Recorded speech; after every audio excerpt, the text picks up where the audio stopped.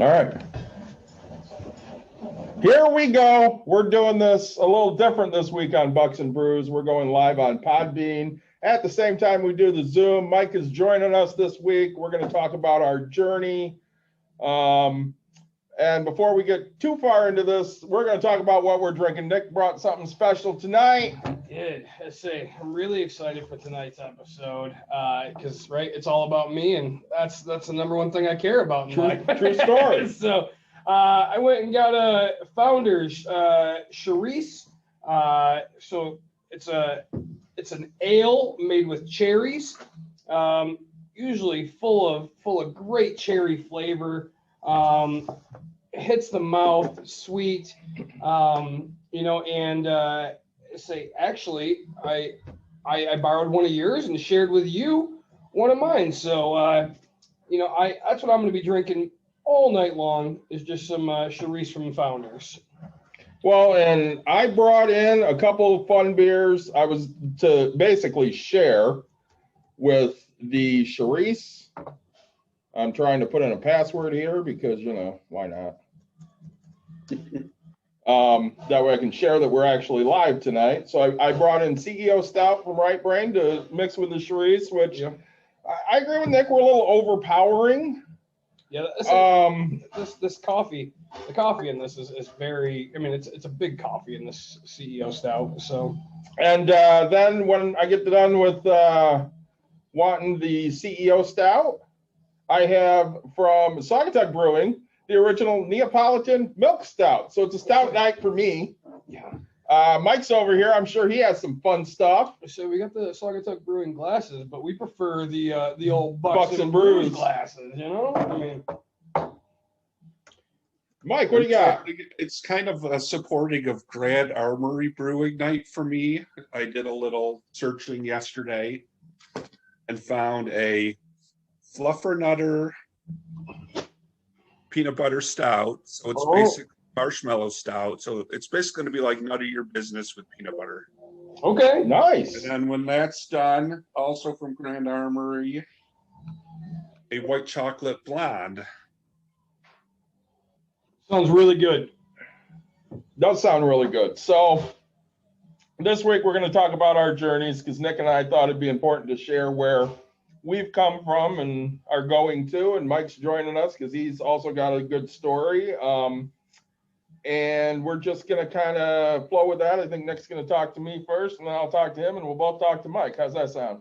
It sounds like a great plan to me. So, Mike, you chime in anytime you want, as usual. So, we talk about it as things kind of come up on this podcast, but we've never really hit, in order each of ours, right? So as David said, it seemed kind of important to let you guys know, in one lump sum where we come from. So, David, I guess where, your upbringing and mine is a little different. So where did you start? Did your parents teach you of money as a kid? So I had really no healthy respect for money when I was a kid. So parents were divorced when I was 1.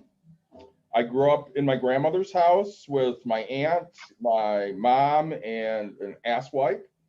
I liked the asswipe at the time, but now I don't. Sure. Long story there. But my mom was an RN, okay, and she struggled early in my life, but too early for me to remember. Sure. So she graduated and got a job, as an RN full time in like 1982. So at that point, I'm 5 years old. Sure. So I don't really remember much. I remember my first vacation was, other than, trips to like Chicago and stuff, was my 6th birthday. She took me to Disney. Oh, geez. So went to Disney, went to Epcot, went to Busch Gardens, went to just SeaWorld, all over down there. Okay. And that was the first of many vacations we took. Okay. As a kid, I went to Hawaii 5 times. Oh, wow. So, when I was leaving Hawaii, people thought I was a native going on vacation. So now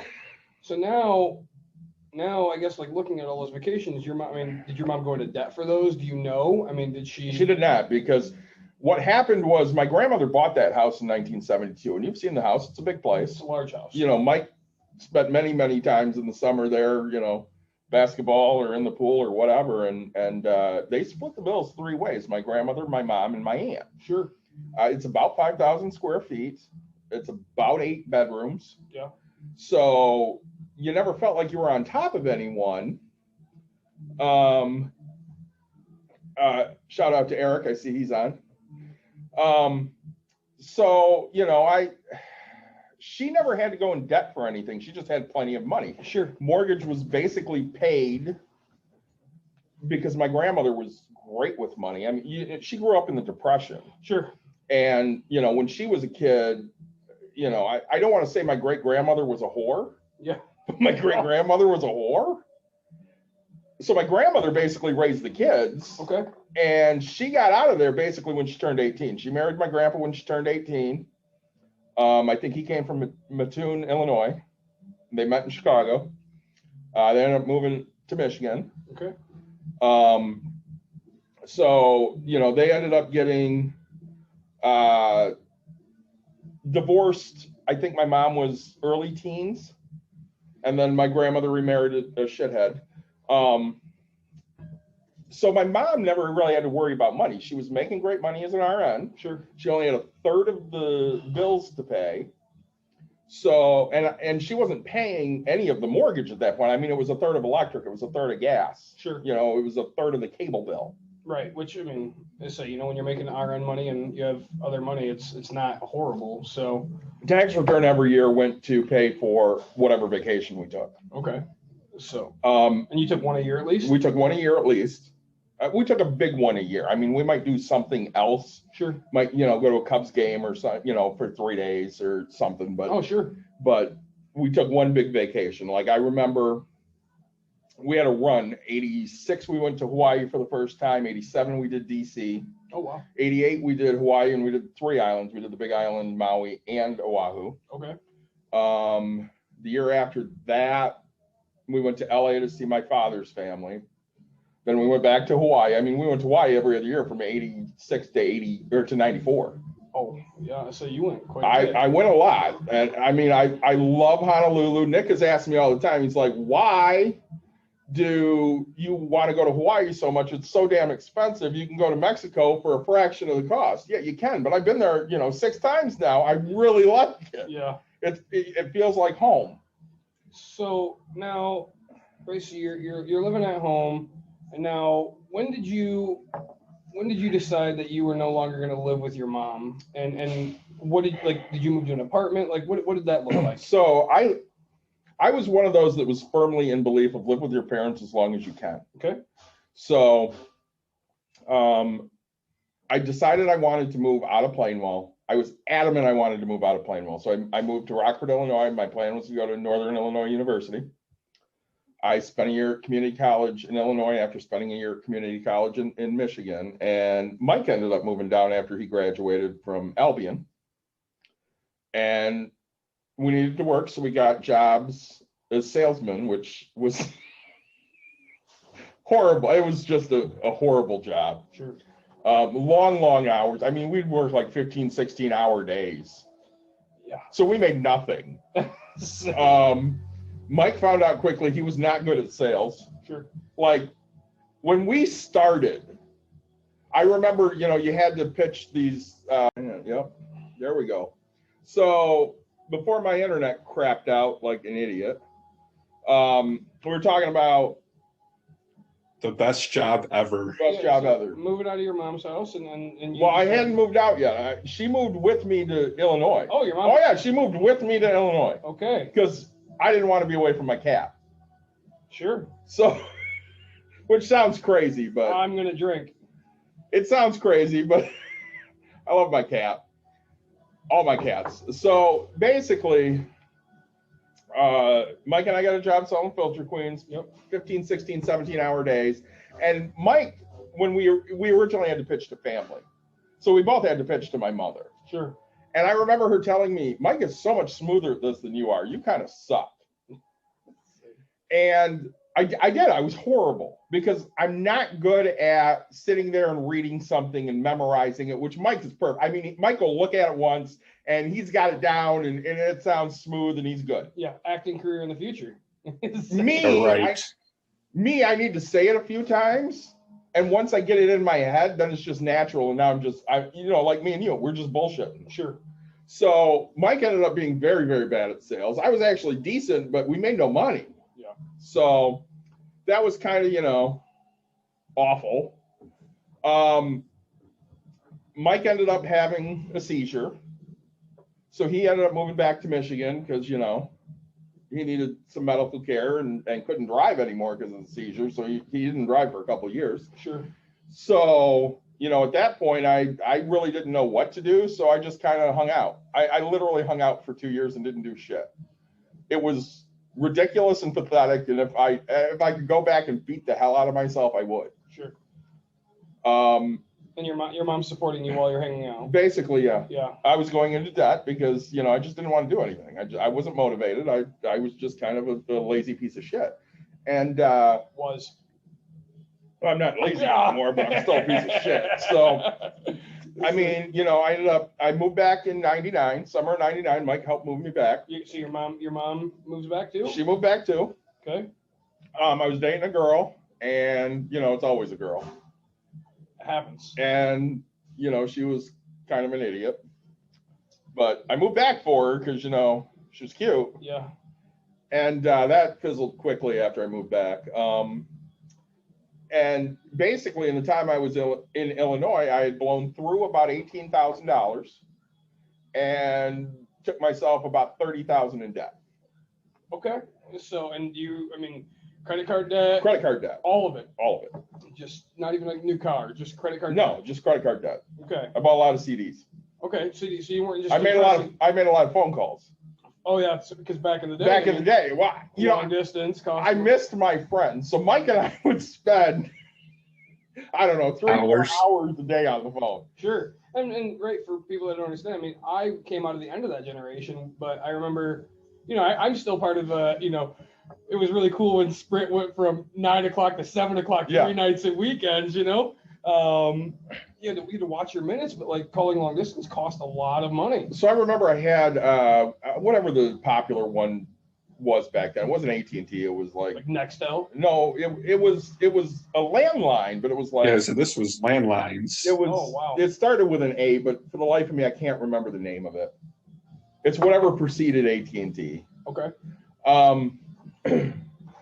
And they would do these commercials for these other numbers. Yep. And I remember one of them was 10-10-220. If you called 10-10-220 and then you called whoever you were calling, it was 10 cents a minute. Yep. So, Mike and I would spend 3-4 hours on the phone at 10 cents a minute. I racked up bills. And back then, if you got online, you paid also by the hour. Okay. So, I'm on AOL for, 30 hours a month. Sure. Paying, $4 an hour or whatever it was. ASL, age, sex, location. Correct. You just want to know where everybody was from. Correct. Yeah. So, I wasted a lot of money. Okay. And I didn't have that healthy understanding of, it's going to be hard to get money. You should really value it. So sure. My mom was good at saving money for me. She just wasn't good at teaching me the value of it. Sure. And she let you get a credit card? Oh, yeah, I was on credit cards when I was young. Same thing with Caitlin. When I was 14, I was on my mother's credit cards. Okay. I had a better respect for it back then because she would tell me, if you don't have money to pay for this, you can't buy it. Okay, so around the teenage years, she attempted to teach you a little bit about money. Okay. I think the downfall was basically when I turned 18, she said, "Here you go," and handed me the checkbook. Sure. And at that point, I'm like, hey, I got a lot of money and it's never going to go away. And if you don't write in your ledger, it officially looks like that amount of money's there. I pissed away a lot of money. Yeah. And, that was my fault. I don't blame anybody for it. I did a lot of stupid things. Sure. I ended up moving back and, my plan was to go into computer repair and stuff. And I got a job back in Kalamazoo in computer repair. My mom ended up getting a job up at Kent Community. Okay. So she ended up moving up to Kentwood. I moved up here as well because I couldn't stand living with my grandmother anymore.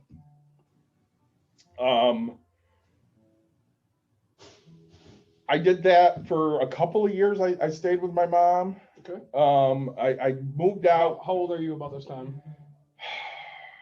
22. Okay. 23. Sure. I didn't move out until Dawn and I got serious. Okay. So I moved out. And Dawn, just so everybody knows, is David's current wife. Correct. 5 times removed. I would say that, her and I moved out September of 2001. Okay. We got our own place, Yep. Apartment or house? apartment. Okay. And we did that for a little over a year until my mother ended up helping us get a trailer because, by that point, Dawn was working a job that went bankrupt and they stopped paying her. Okay. And, I was making $8, $8.50 an hour. So, I wasn't making anything and she wasn't making, anything because now they weren't paying her. So, we went into deep debt after I'd already been bailed out from the 30,000. Sure. And that honestly is the beginning of me understanding money because at that point I had to go file bankruptcy. So So go ahead. So you're $30,000 in debt. You carried that into the marriage. No. I got bailed out on that. Okay, so somebody bails you out, aka mommy. Yep. Bails Correct. you out Bailed me out on that. on your Mike Love debt. Okay, let's just call it man We'll love. call it Mike Love debt. There was on the phone. I spent a lot of money talking to Mike. So you get bailed out of this, Yeah. and then you get with your wife, and you guys build up more debt More debt. above. Now, and the debt wasn't on the trailer. Your mom helped you buy it. No, the debt was previous to actually moving into the apartment. Okay. So we were living with my mom. It was me, Yep. Caitlin, my mom, and Dawn living in a huge apartment that cost, I don't know, like $1,300 a month. Oh, well, and back then that's a lot of money. Yeah, and Dawn was making good money. We were out at River Oaks, out by Bailey's Grove. Oh, sure.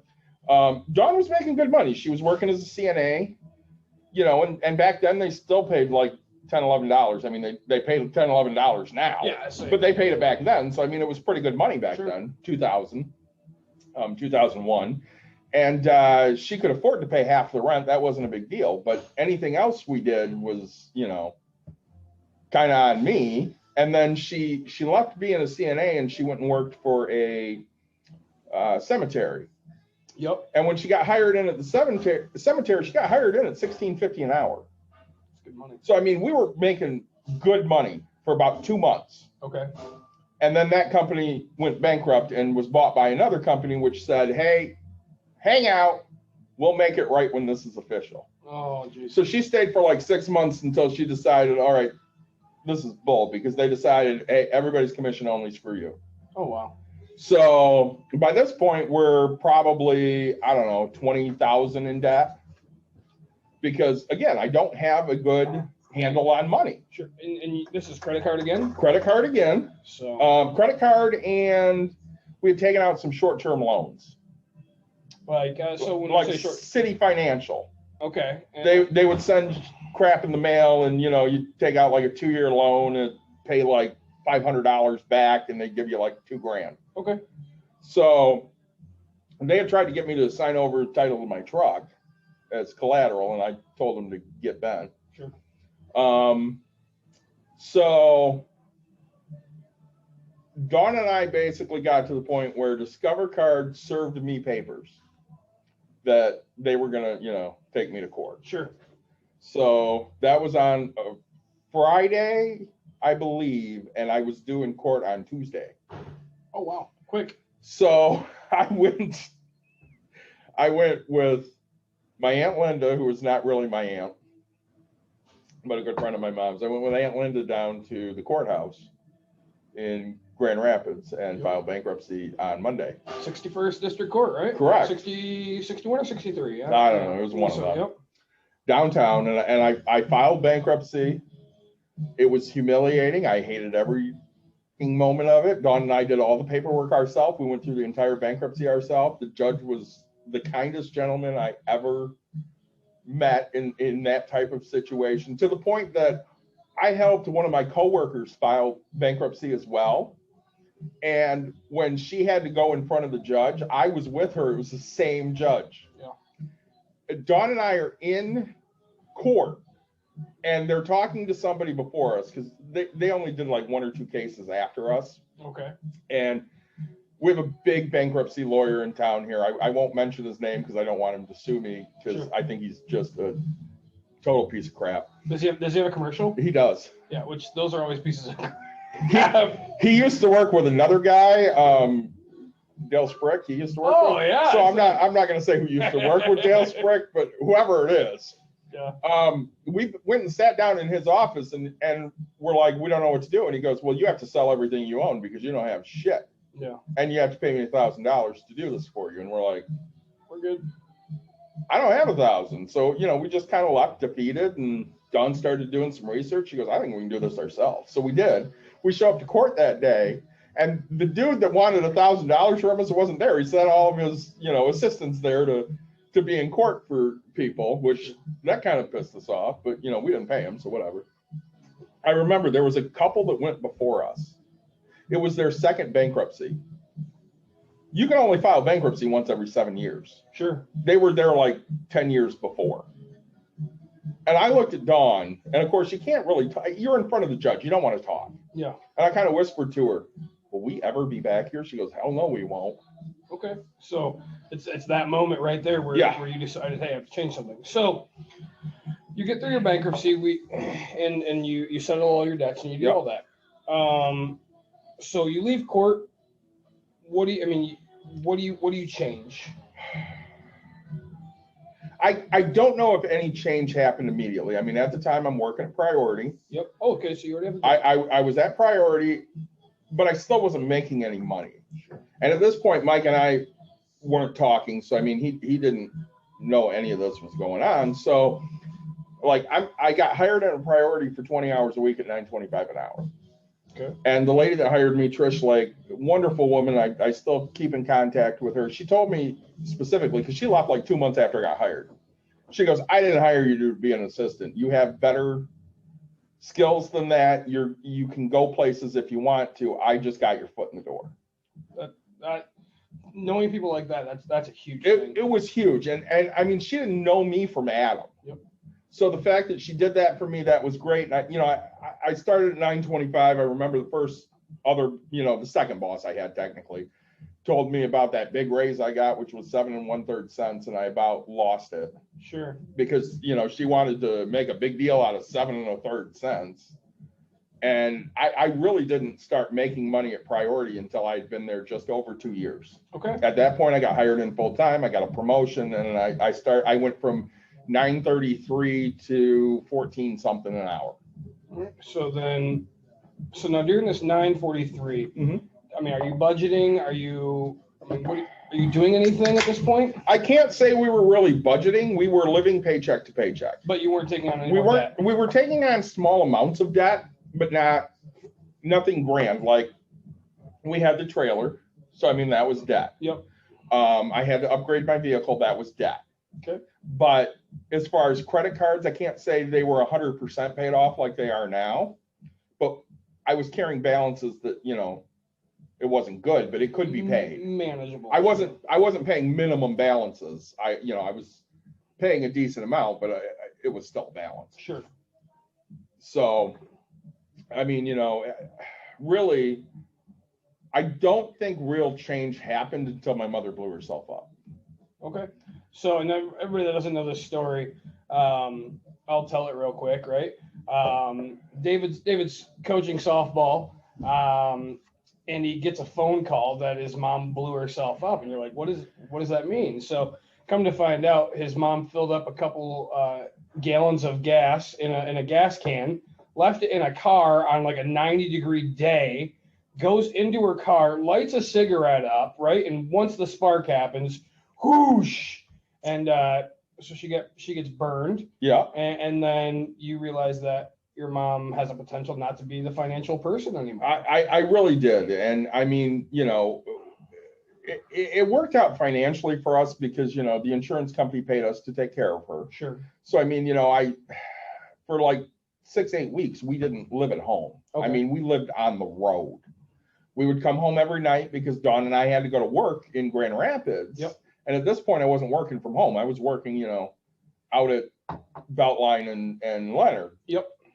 So, I mean, we would get home every day and then we drive down to Plainwell. So your mom had moved back. She got rid of the $1,300 once you guys got the trailer? Yeah, she moved back to Plainwell. Okay. And took over responsibilities at the house. And, I mean, So we had to go there daily to take care of her. I mean, Dawn was basically doing burn wound care daily. Okay. Okay. And that included, taking off dead skin. I mean, it was disgusting. I couldn't handle it.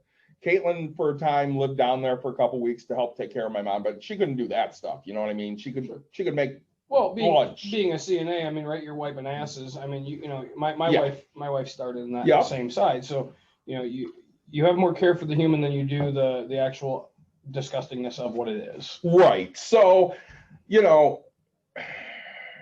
it gave us the ability to figure out, okay, this is what's important. I need to, become a little more responsible money-wise.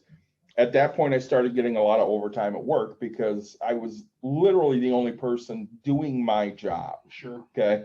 At that time, for what I do, there was only me.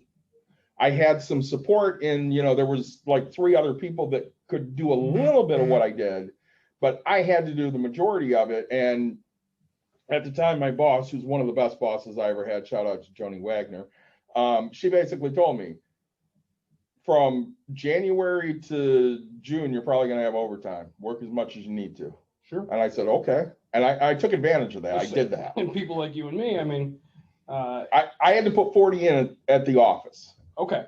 But if I wanted to do 40 from home, she didn't care, as long as I was producing. Yep. So, I mean, I worked my tail off to keep producing. Yep.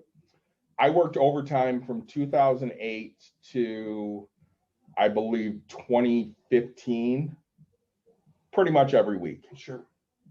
So, I mean, I was able to start paying off anything that was out there and throwing money into savings and stuff.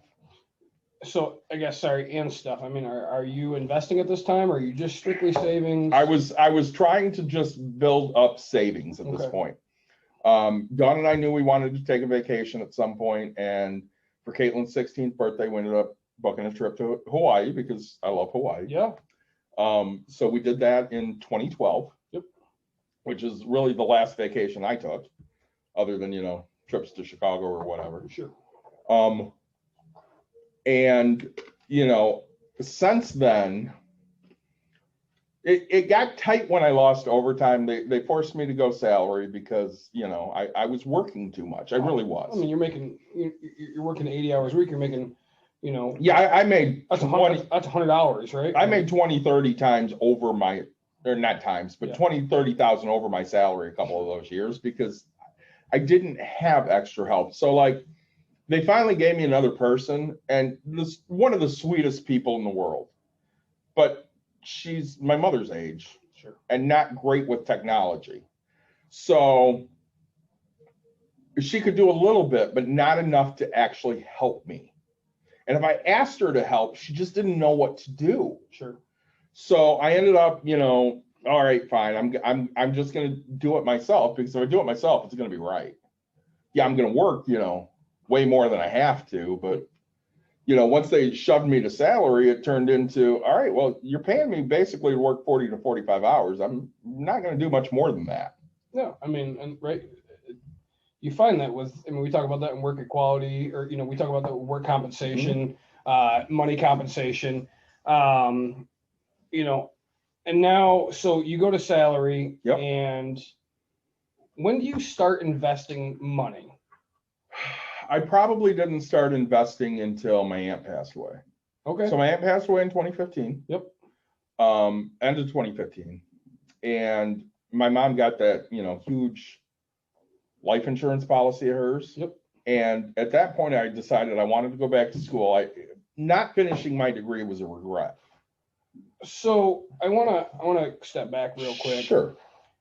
So your aunt, great lady, right? I love shooting with her. I mean, guys, I have the greatest photo of all time, right? I mean, this lady is 90 pounds soaking wet. Right? I don't even think she was that. Right, like, and she takes. I have a 1911, right? And she holds this thing up and she shoots. I have a photo of her just like, if you take your hand and curl it into a C, that, like, it's supposed to be straight up, curl it into a C, and like that was her back, like, and it's just amazing. But right, so I know that you guys wanted to give her like a last wish, and because you guys knew that she was passing. We like, did, yeah. She was, it was a guarantee.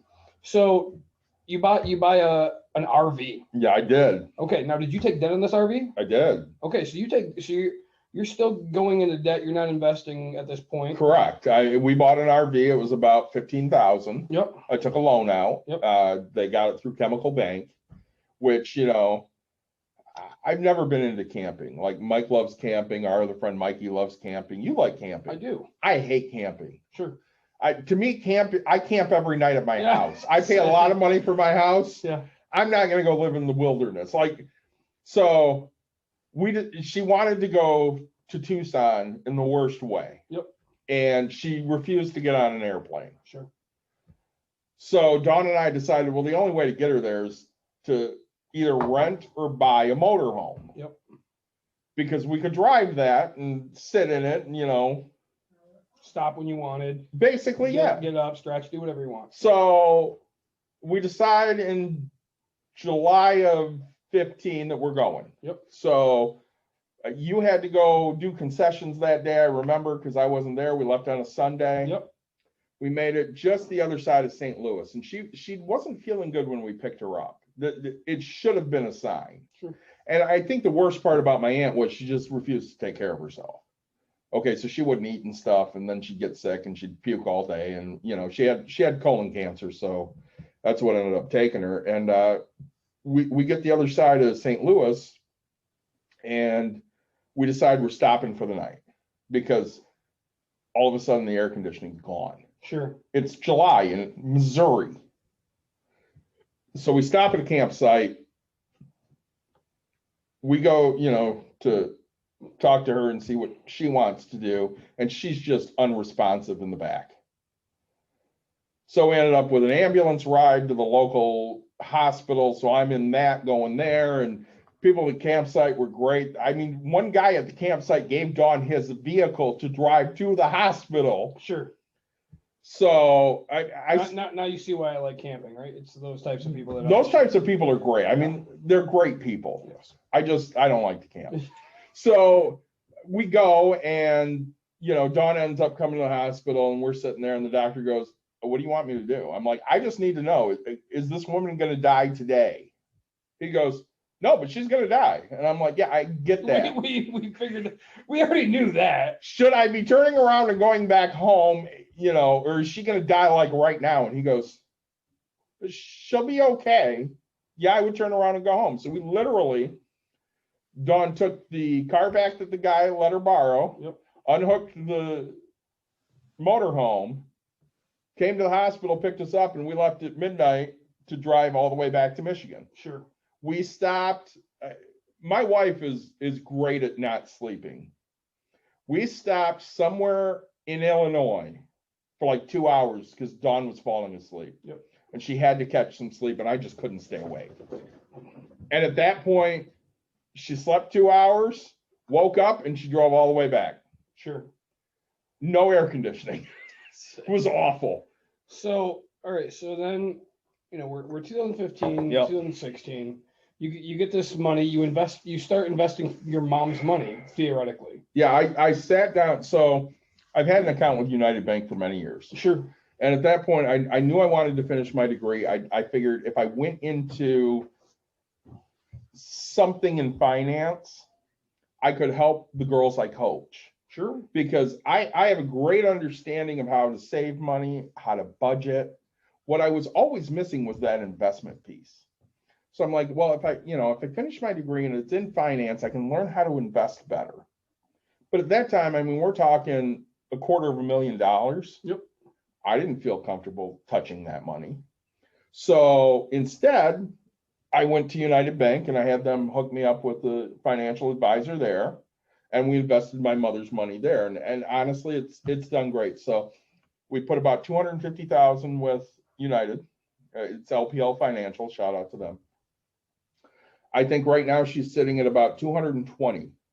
Now she had a inherited IRA, which you have to take minimum disbursements from every year.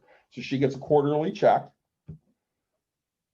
Up until the pandemic, which, she's lost a little bit through the pandemic, But at that point, she had gone from like 250,000 to like 246, Sure. taking that quarterly payment of, 12 to 15,000 a year. So, I mean, we did great with the money. Okay. Um, And now, are you keeping tabs on this investment? I watch what we do with that right 6 months before the pandemic hit. I sat down with her advisor. I said, I don't like the economy right now. I don't trust it. I don't trust Trump. I'd really like to, pull some of these stocks and go to bonds. Yep. And he goes, all right, well, we can do that. So we went very conservative. And when the market tanked, she lost a third of what everybody else lost. Sure. And then, once it started to turn in the other direction, I called him up. I'm like, all right, I'm ready. Let's go back to stocks, because I knew she would make good ground back. Hopefully. Yeah. And basically she has. So, it's worked out really well. And at that point, not the pandemic point, but in 2018, I told Caitlin, I said, I'm going to start investing your money. Caitlin's my daughter. So I started investing her money. Okay. I started investing more of my money. I mean, I had IRAs my whole life. Oh, okay.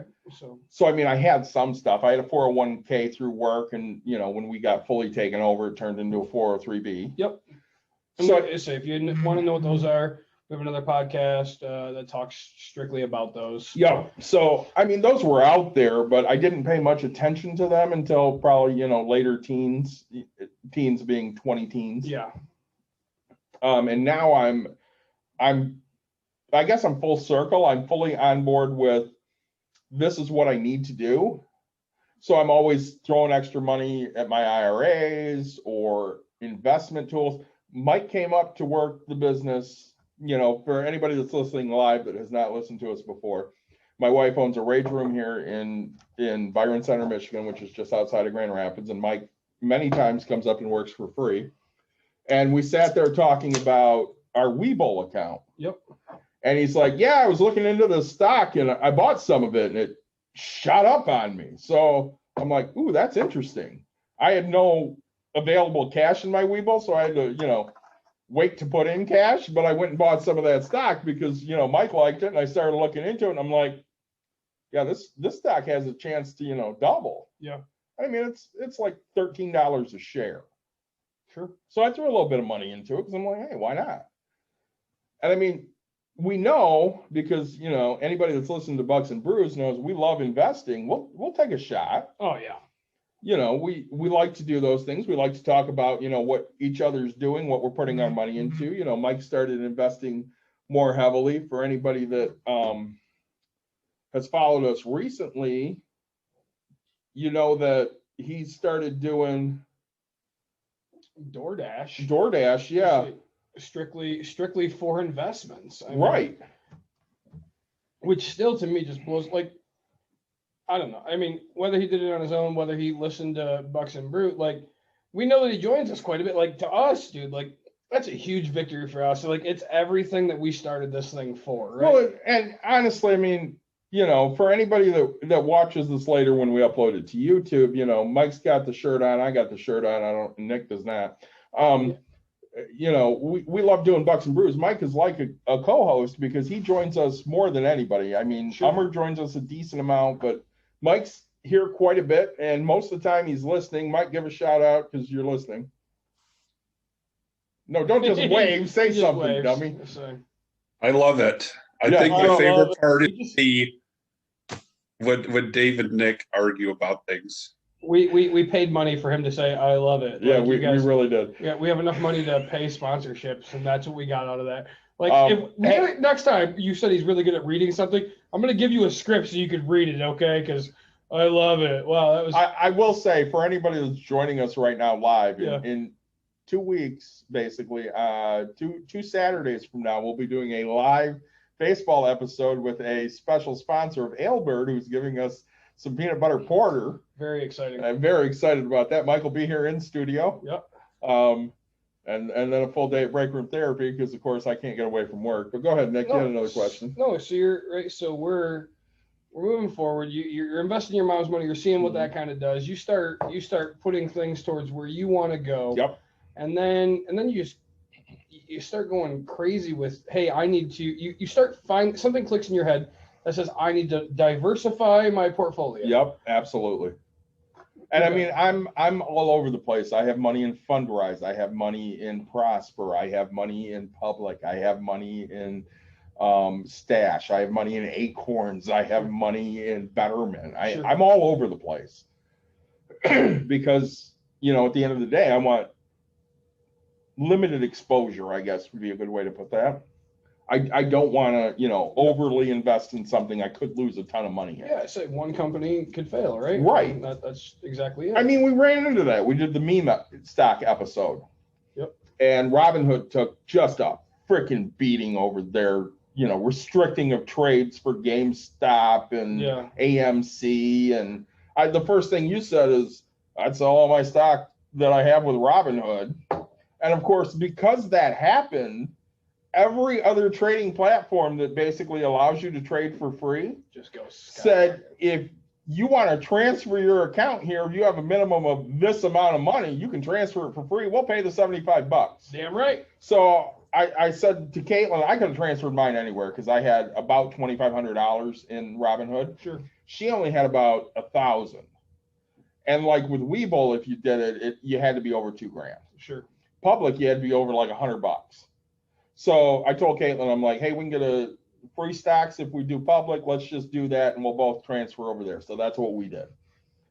So, you know, we took our investment from Robinhood over to Public, and, you know, it's making money there, and we got some free stock while we were doing it, because who doesn't love free stock? Yes, so you get 75 plus free stock. Yeah. Which is huge. So, I mean, that's really the journey. Okay. I know. I mean, it's a great journey. Like now, right? I mean, in the past, so how many years do you think you've been really like devoting yourself to focusing on you, like focusing on your investments? I would say my investments probably only the last 5 years. Which is right. Like, I mean, and we're learning along the way, right? It's not like we have this thing down. And we started a podcast because it's like, hey, we're starting to get into this journey, and now if people want to listen, like this is where we might be five years ahead. We might be a day ahead. Like we might be behind, and we hope that people give us feedback. Like it's huge for us. Yeah, we always want feedback because we don't know everything. We just don't. So, I mean, that really kind of wraps up my journey as to where I got. You know, I'm almost done with my degree.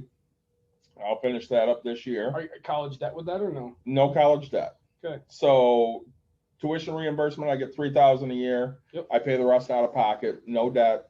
Daughter has no college debt. The only debt I have is the vehicles. Yep.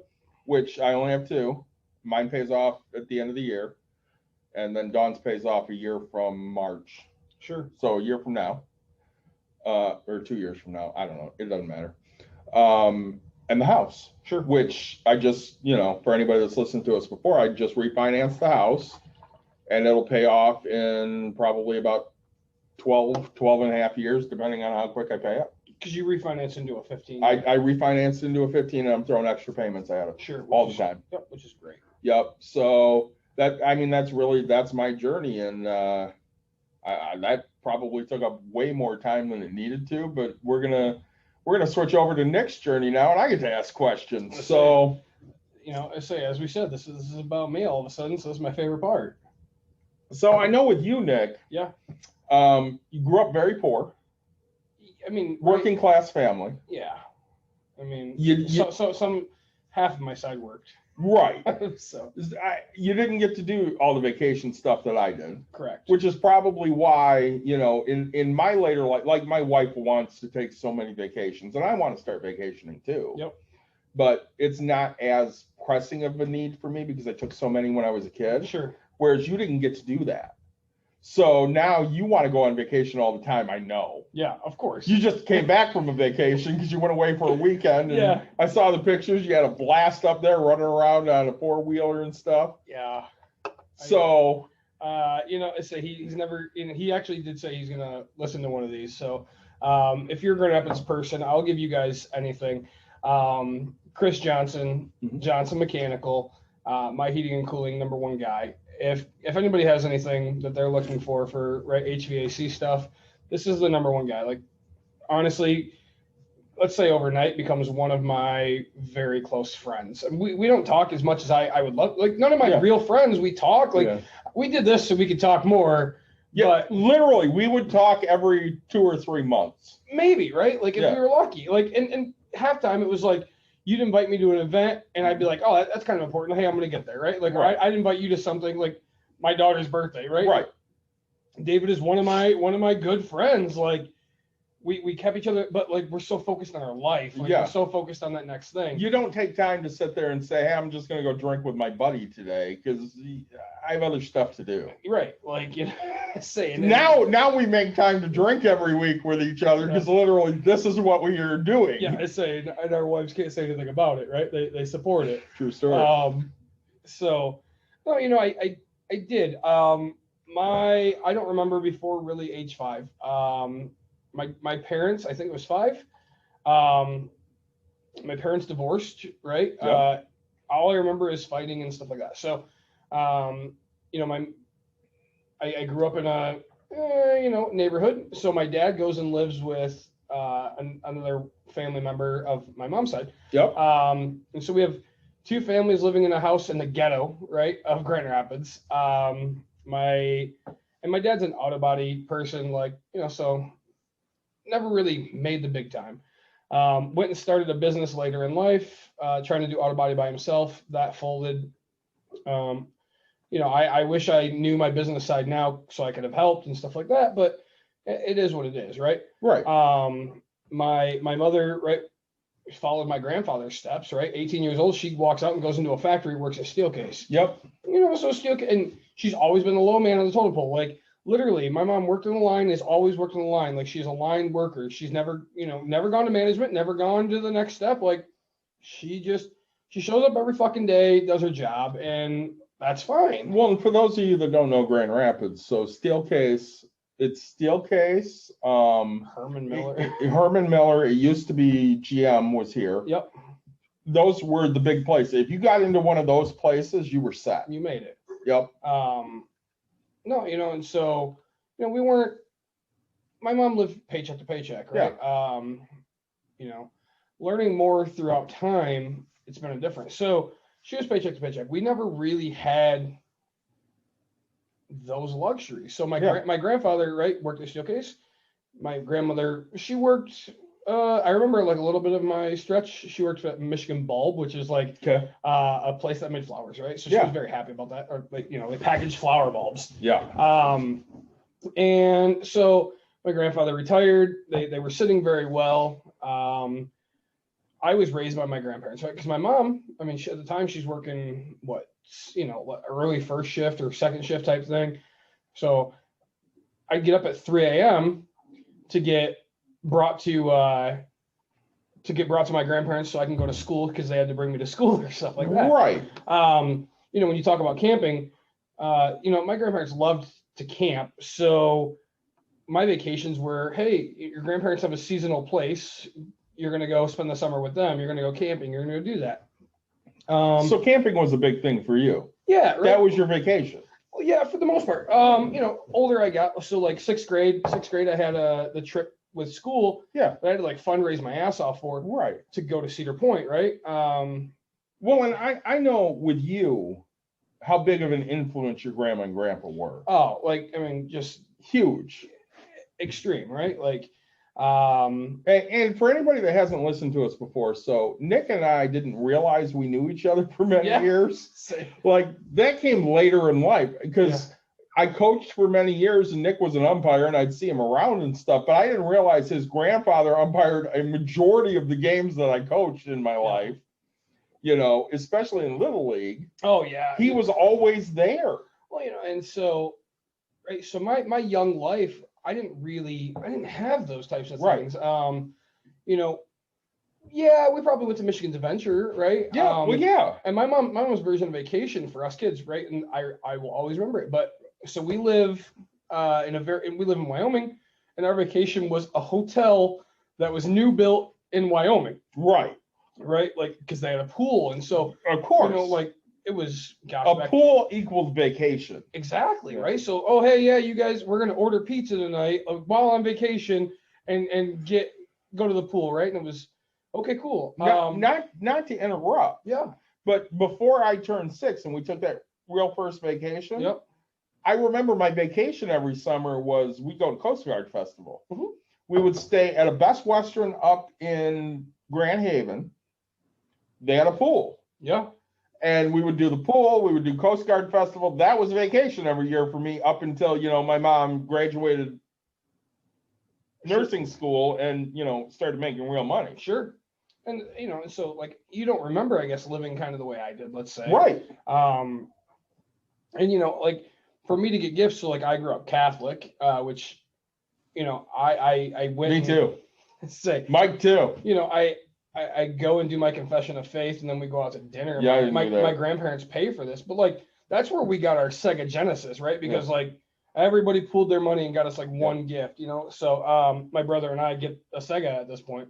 A Sega, for those of you that don't know, was a precursor to a PlayStation. Yeah. And mind you, I had an Atari 2600. Yeah. So you had. I also had a Sega. I also had a Nintendo, but I started with the Atari. You started with a Sega. Yeah, I remember that being my first. Like I played a Nintendo from people that had it, but I don't know. I didn't. My mom. She never taught me financials. Let's say. Yep. But my mom was never a person to take on debt. Okay. So like we'd say, hey, can we do this? Oh, I don't have money, right? I don't have money. And like, then, why can't you just put it on a card or something? Well, no, if you don't have cash, I'm not paying for it. Like, right. We don't have money. We don't have money. We don't have money. And now my daughter's here. Like, so I'm gonna skip forward to huge. My daughter's here, right? And it's like, my daughter would be like, hey, grandma, I want this. And she'll be like, like, yeah, she doesn't have a card. She just throwing it out there. My mom just got a card, like, I don't know, pre-COVID, like she has a debit card or whatever. Yeah. She strictly only uses, she's never had a credit card. Right. Ever in her life, which is, and I didn't realize this, but my father, right? I mean, he went into debt. Like, we never really talked about his debt. Like, I know little bits about that type of thing. I know you're much closer to your mom. Yeah, right. I mean, and it's just it. I live with my mom and my dad. Like, I swapped, and I wasn't the greatest kid. Like, you were kind of a pain. Apparently I had anger issues and stuff like that. Whatever. Like, we can see that. So not only were you closer with your mom, but you were always closer with your mom's side of the family. Oh yeah. Well, let's say I didn't have grandparents on the other side. My right. Yeah. But all of your family that I know is from your mom's side. I've never met your dad. You might have at my graduation party or something. Well, I don't even know. I did not know you at your graduation party. That. Yeah. My wedding, you probably did. I did not come to your wedding. Well, see, this is. I don't even know. You've probably never met my dad. I don't think I've ever met your dad. Yeah, that's crazy. I know your mom. Yep. I know your Uncle Tony very well. Yeah. See. Tony and I have a good time. I don't think Mike's met Tony yet, but Tony's a lot of fun. Yeah.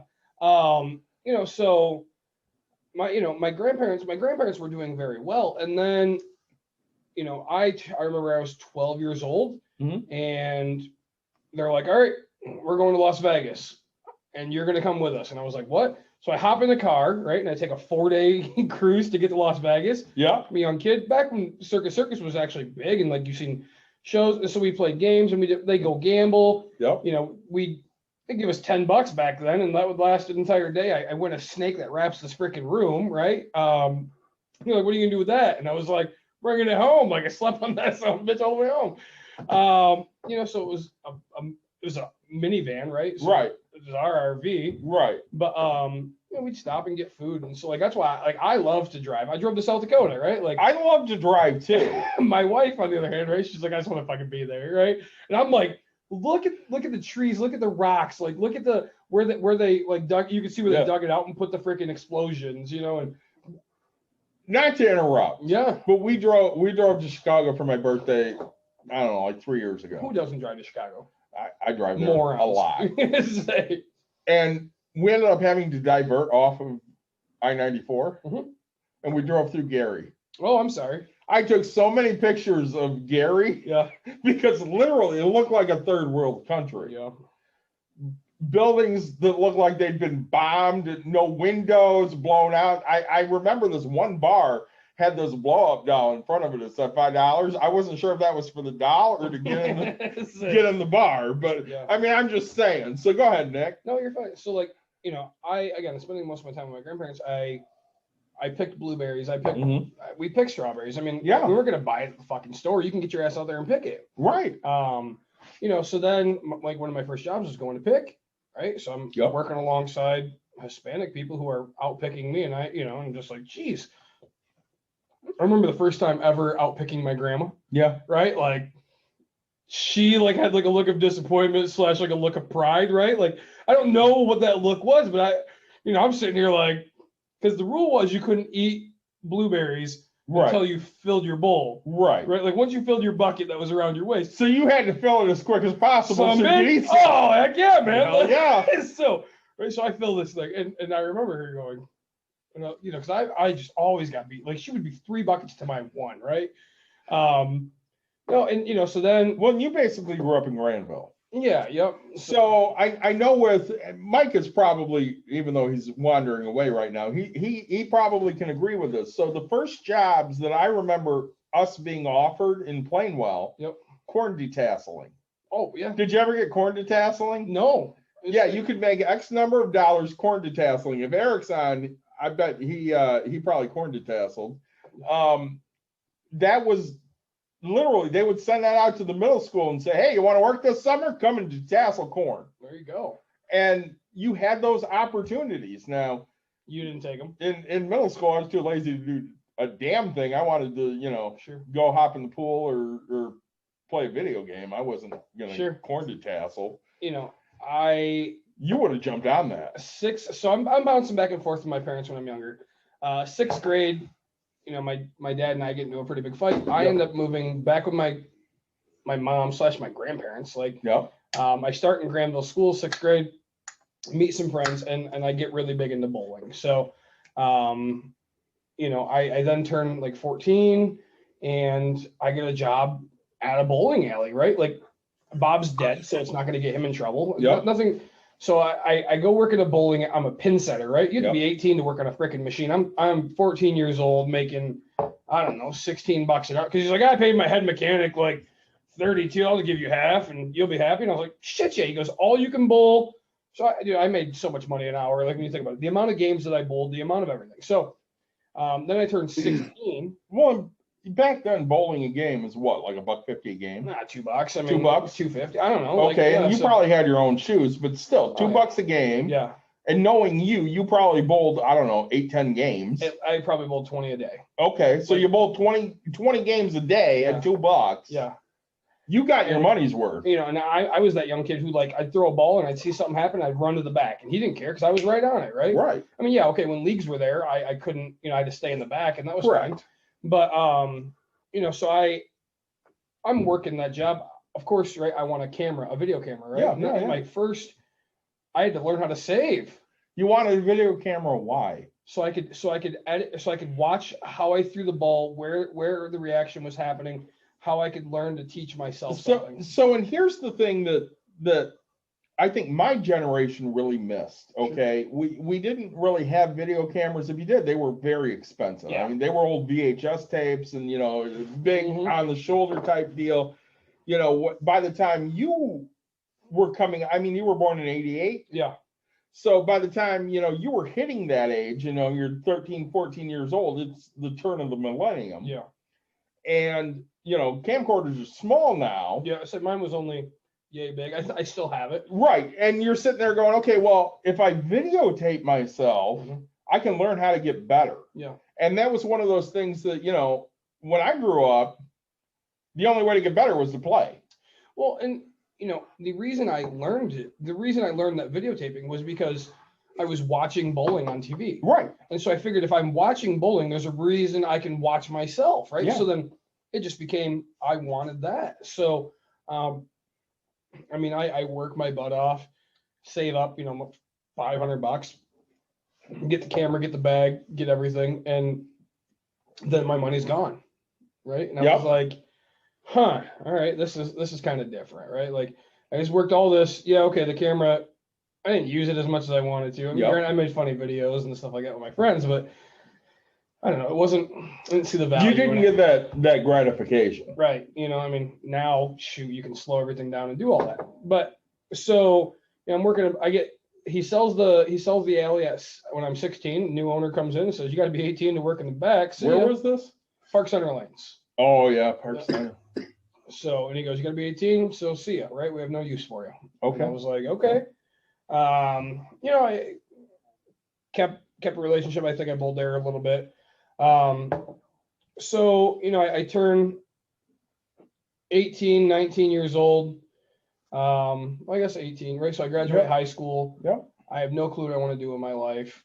At this time, I mean, I'm saving up a little bit of money in my savings account, but like nothing to write home about. So anybody that's listened to us before knows that when you were in high school, you had that one teacher. We all had that one teacher. Oh, yeah. I mean, for me, it was Thomas Lockwood. Yeah. I mean, everybody hated him, but I loved him. He taught me accounting, business law, business math. I mean, really life lessons. And with you, So here's the funny story is, I didn't necessarily care about school. So I was so big into bowling. I knew where I was going to be in life, right? All I was going to do was drill bowling balls, right? So I didn't need to have, school knowledge. I was going to drill bowling balls my whole life, right? So I'm going to go work, I'm going to work around wood and do wood stuff. yep, So we have a thing called Kent Career Technical Center. yep, I'm, right when you start school, it's what, August, September. yep. So I'm with my buddy and I'm out BMXing and I jump a hill, end up breaking my collarbone, right? And we're only a couple weeks into school. I go to KCTC. Yep. And they kick me out of KCTC because I can't lift any wood. I can't do anything. So I go back into school. I mean, this is my sophomore year, junior year, whatever it is. Junior. Yep, junior year. I can't, and all of a sudden they go, hey, all we have available is this business class, this other class, and parenting class. And I'm like, why, what? No, I don't want to take any of these. Like, this is horrible. Like, I'm thinking, this is dumb. So Yep. they go, hey, I meet the one teacher for the business class, and he goes, look, kid, just give it a shot. If you don't like it, we'll figure something out. Parenting class. The lady was whatever, and she goes, you're a guy, just, you're just here to see the Get a girls. grade, yeah. And I was like, whatever. Come to find out, I get the #1 score for baby changing, Okay. and taking care of, you get to take home the plastic baby or whatever, right? And I mean, I'm a light sleeper, so I hear, and I'm like, I'm right on this. You gotta put your wrist on it, boom, change, and I'm done. Bring it back. Oh yeah, win that whole thing. So parenting class. But anyway, during business class, John Schwam, I'll give him a huge shout out, right? So I'm sitting in this class, and for the first little bit, Not to interrupt you, yeah, but this is one of those people that impacted you so much. Yeah. It literally changed your life. I would say, Yeah. right? Like, so I'm in this class, and this guy's like, at first it wasn't impacted, right? Like, You didn't know. it's just a freaking joke to me. Right. Because I walk in, and this guy's like, all right, we're gonna watch 2020 John Stossel, and just write 3 notes about this paper, right? I'm thinking, where's this test gonna be? Stuff like that. Go a week. Hey, we're gonna write a sales pitch, and I'm like, okay. He goes, and then you're gonna present it to another person and stuff. But during this time, right, he's talking. Excuse me. He's talking, and he goes, hey, if you wanna make it in life, right, learn sales. You'll always have a job. Yep. All right, sounds good.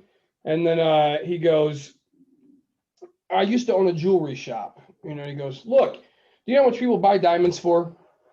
He goes, you get a 1 carat diamond, it's going to cost you, I don't know, $10 and something cents. He goes, now if I were to sell you a diamond for $10, what would you think?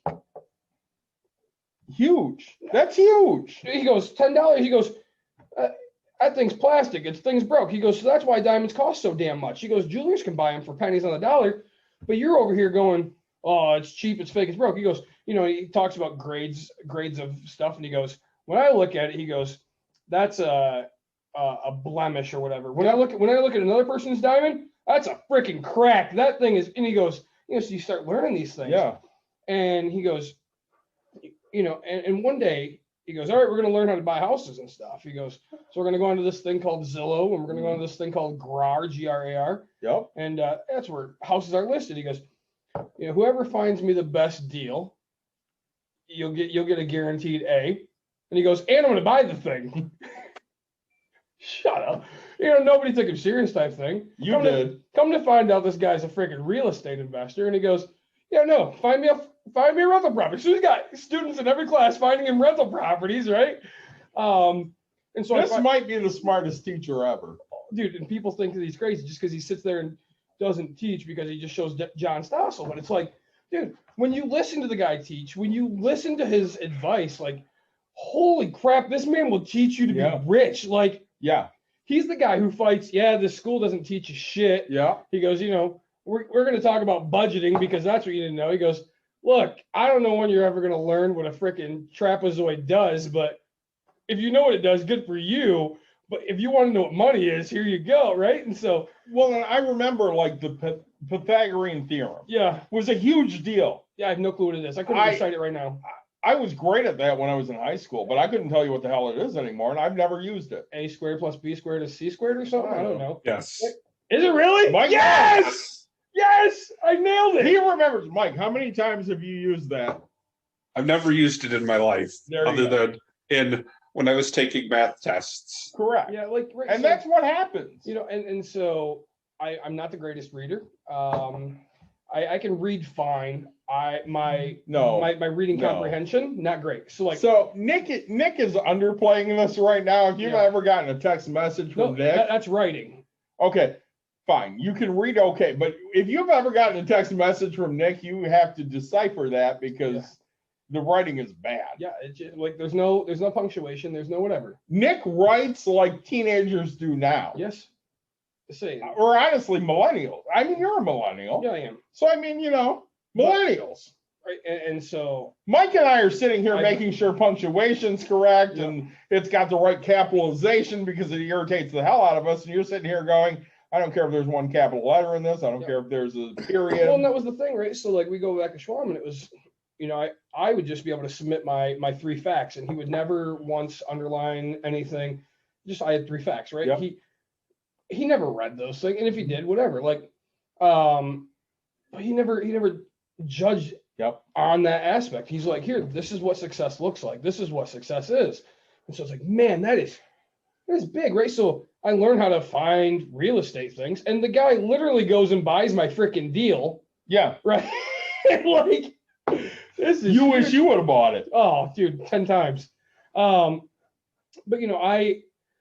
and he's like, hey, nothing, he goes, the stock market will go up 10% over 10 years, right? So 1% a year, whatever you want to call it. I don't care. He goes, it's going to happen. He goes, nothing's going to hold value like real estate. He goes, it'll always, people always need housing and stuff. And that kind of just sat in the back of my mind. I never really did anything with it. So, here I am, 16, graduating at 18, no clue what I'm going to do with my life, right? So again, my mom works at Steelcase, so I was like, hey, how do I get in there or whatever? At the time, 2009 or 2007, 2008, like economy's starting to kind of do whatever. So you have to go through a temp service. So I go to temp service and, I'm thinking to myself, I was like, all right, this is what life is, right? Yep.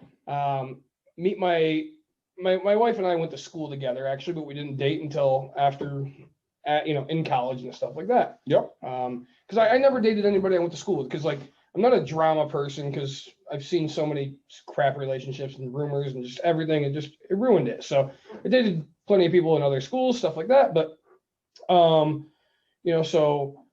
I meet her, we start dating for a while, and then kind of like life just hits, right? So I'm doing all these temp jobs, making okay money, saving my money, and because I'm living at home with my mom, just like you, right? But I'll spend money on dates, but I'm thinking to myself, all right, what's the next step, right? Like, where does this go? So, I was a youth counselor for a while. Yeah. Right. So during these temp jobs, it was great because temp jobs were kind of, there was always out there. Oh, of course.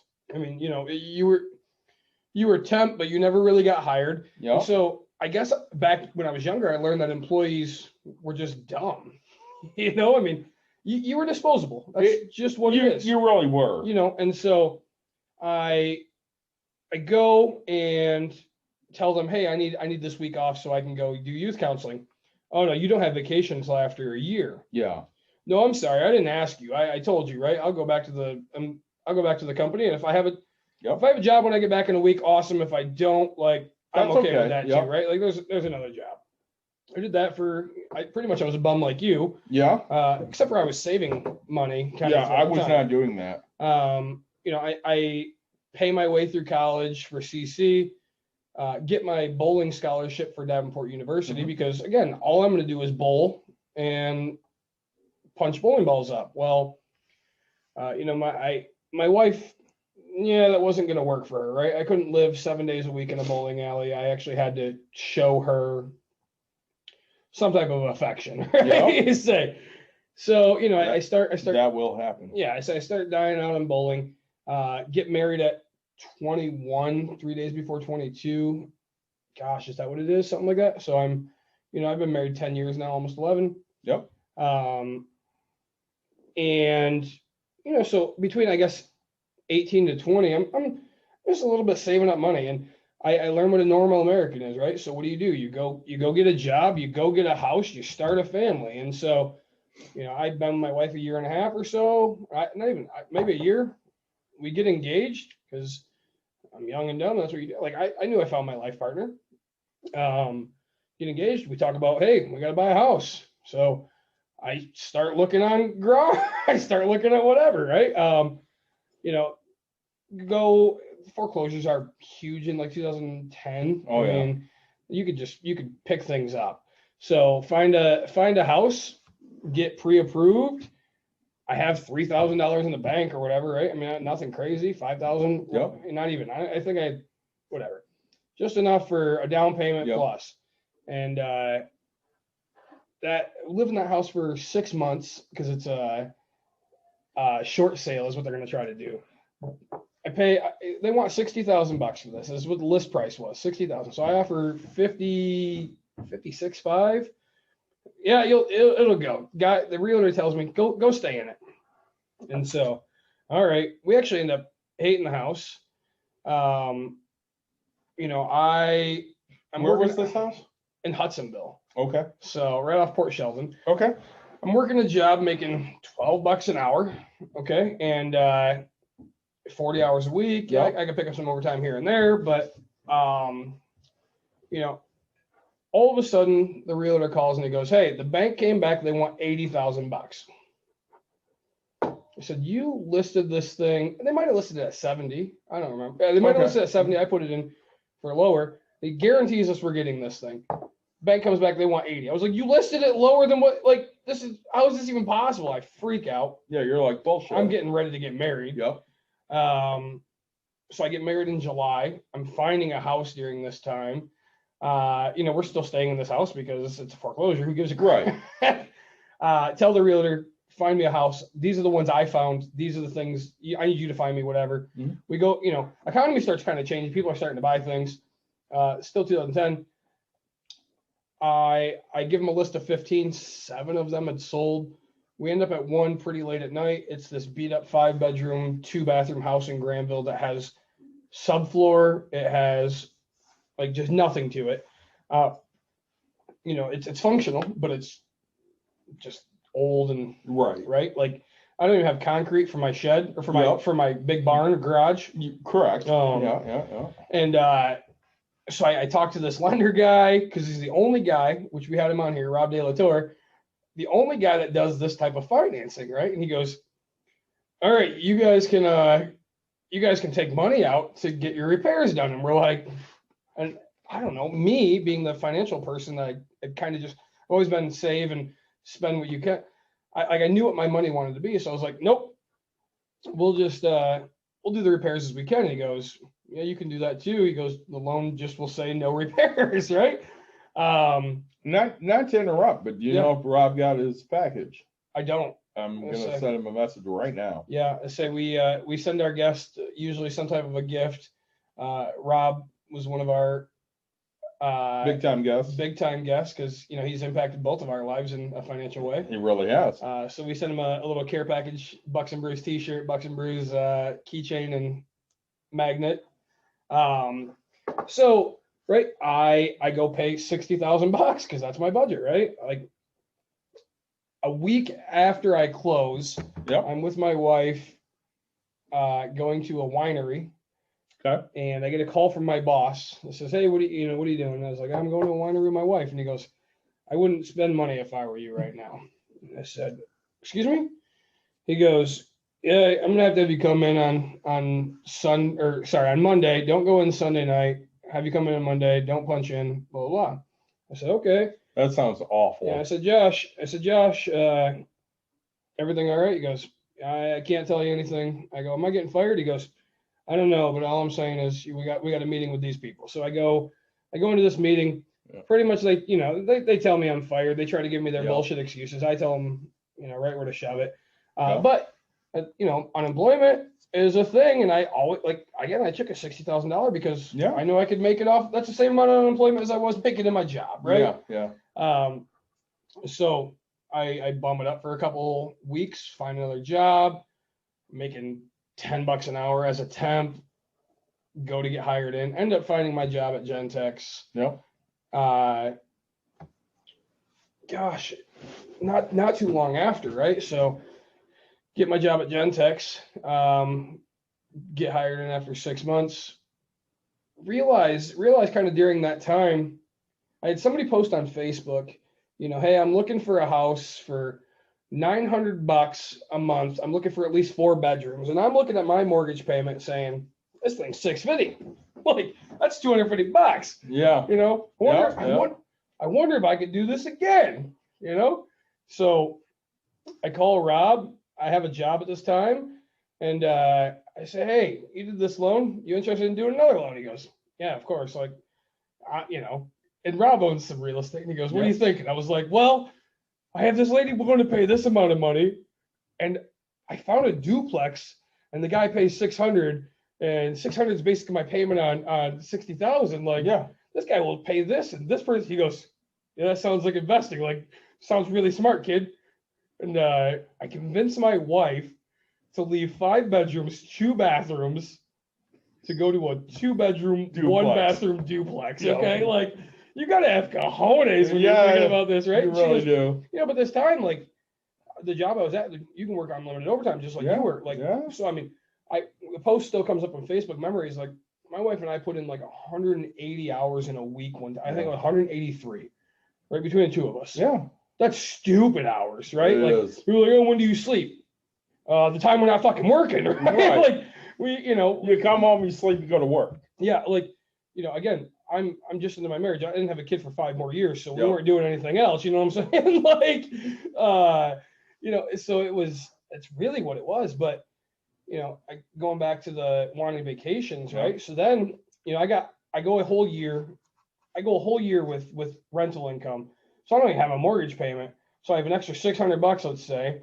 And my wife and I go on vacation. We go here, we go there. Like, we blow all of this freaking money that I could have been investing, doing Right. something else, with saving, doing anything. But like, dude, I just hit the jackpot. I got Yeah. people to pay my shit. Like, this You is just where- want to have fun. Yeah, this is I figured I made the greatest decision of my life. Yep. We go do taxes that year, and I think that's what the biggest thing was. Go do taxes. She tells me I make, I don't know, X amount more than I made in my job or whatever. And I was like, "Where the hell is this money? You told me I made, I don't even know the math, right? 9,000 plus 6,000. So I made 15,000 more dollars. I don't see Yeah. $15,000. Like, Correct. my bank account shows like nothing." And I was like, and so I instantly looked at my wife and I was like, "Nope, this is stopping real quick. Like, we can at least take half of our old $600 payment. Like, we're putting that away, right? Yeah. Like, we'll live off the rest of it." And we still had fun doing whatever, but, so that kind of goes on. I get another opportunity where it's kind of the same thing, right? So 60,600 pays 600, Yeah. and I had already gone through some stuff with my first duplex where I moved back home because the tenant in my first property, right, moves out. And I told my wife, I was like, we have an opportunity now. We can either go back home or we can rent that out for well more money because I'm learning a little bit. And she goes, now let's go back home. We'll rent this thing out. So I take that and I put it at like $700, right? And it feels like that. I mean, economy's starting to come back, but so I made an extra $100 over here, lost the extra 200, but it wasn't a big deal to me. So because we'd already been kind of on this page of we're saving $300, Yeah. So I get another opportunity just like that in a duplex where it's this one pays for the half pays for the whole thing, the other half it's money. And when real estate, it kind of hits you hard because Yep. if you get a repair bill, it's a repair bill, right? I mean, you do one $1,500 water heater and that's a crap ton of coins. So Yeah. we buy that one. We had to put more money down on it, of course, and Yep. we had some savings, so I do that. Opportunity comes, we're 3 to 5 years into this marriage at this time, buying about one property a year. Yep. And then an opportunity comes to buy my current house. So Yeah. my wife is pregnant at the time, okay, with our first kid. My in-laws are getting foreclosed on. They've been getting foreclosed on for 5 years, Yeah. like literally 5 years. Yeah. Okay. And Foreclosure takes a while. back then, especially, like, Yeah.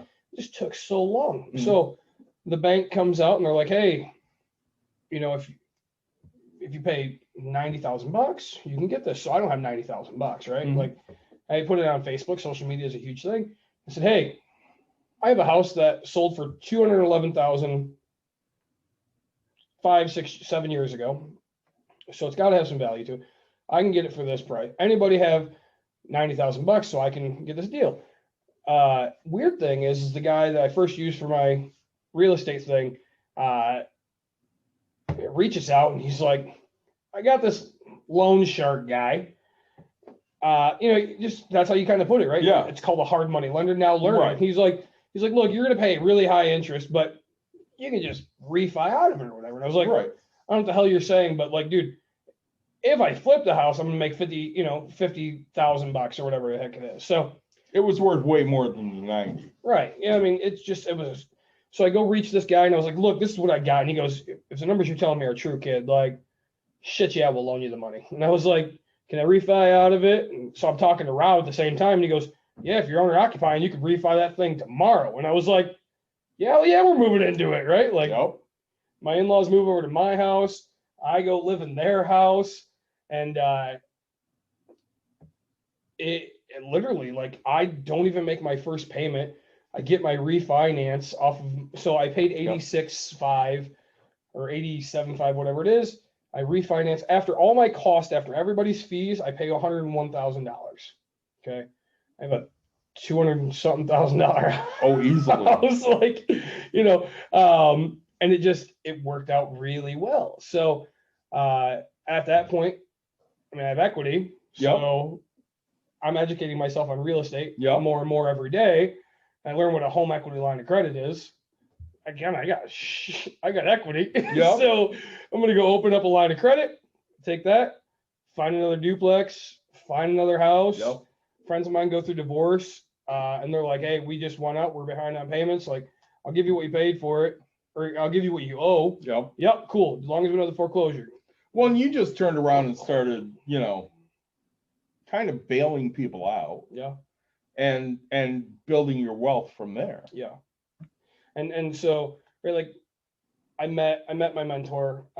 So I'm 6 months. So I own my house. Yep. I don't know how we lived there, say a year. I go buy a duplex. I'm 6 months into this, right? And my wife's grandfather looks at me and says, hey, I got a friend that owns some properties. Mhm. Would you be interested in talking with him if you're gonna get into this landlording thing? Me being a humble person I am, I said, if you own more than one and you've owned it for longer than a week, you know more than me. Right. So I go meet this guy, and all of a sudden, it's just, I sit with him. He makes fun of me because my first lease is on a lined piece of paper. And he goes, "Look, kid, that's going to blow up in your face. Let me know when it does." And it literally just blows up in my face, right? I mean, again, they were there 9 months out of the full year that they were supposed to be. And I call him, and he goes, "Yeah, just let him out because you have nothing to stand behind because you don't have a lease." And I'm like, that's just insane. And so that's what I found my success, I guess, by helping people out, right? Finding what they need, giving them what they need, and turning it into real estate, because I had somebody there to say, "Hey, yeah, this is a good deal. This is a bad deal." And now, building that relationship with him took me years. So I've known him 10 years now, let's say, right? And I bought a complex from him. I bought other buildings from people that he knows, and he taught me about land contracts, right? Like, I couldn't get a loan on one of them because they're like, "Oh, you got to have 25% down," which I was like, all right, let's say it's $500,000 building, 25% down is 125,000. That's 20%, but like, it's a crap ton of money. And then they're like, "Oh, you need a appraisal for $5,000 because when you get into commercial, it's just huge.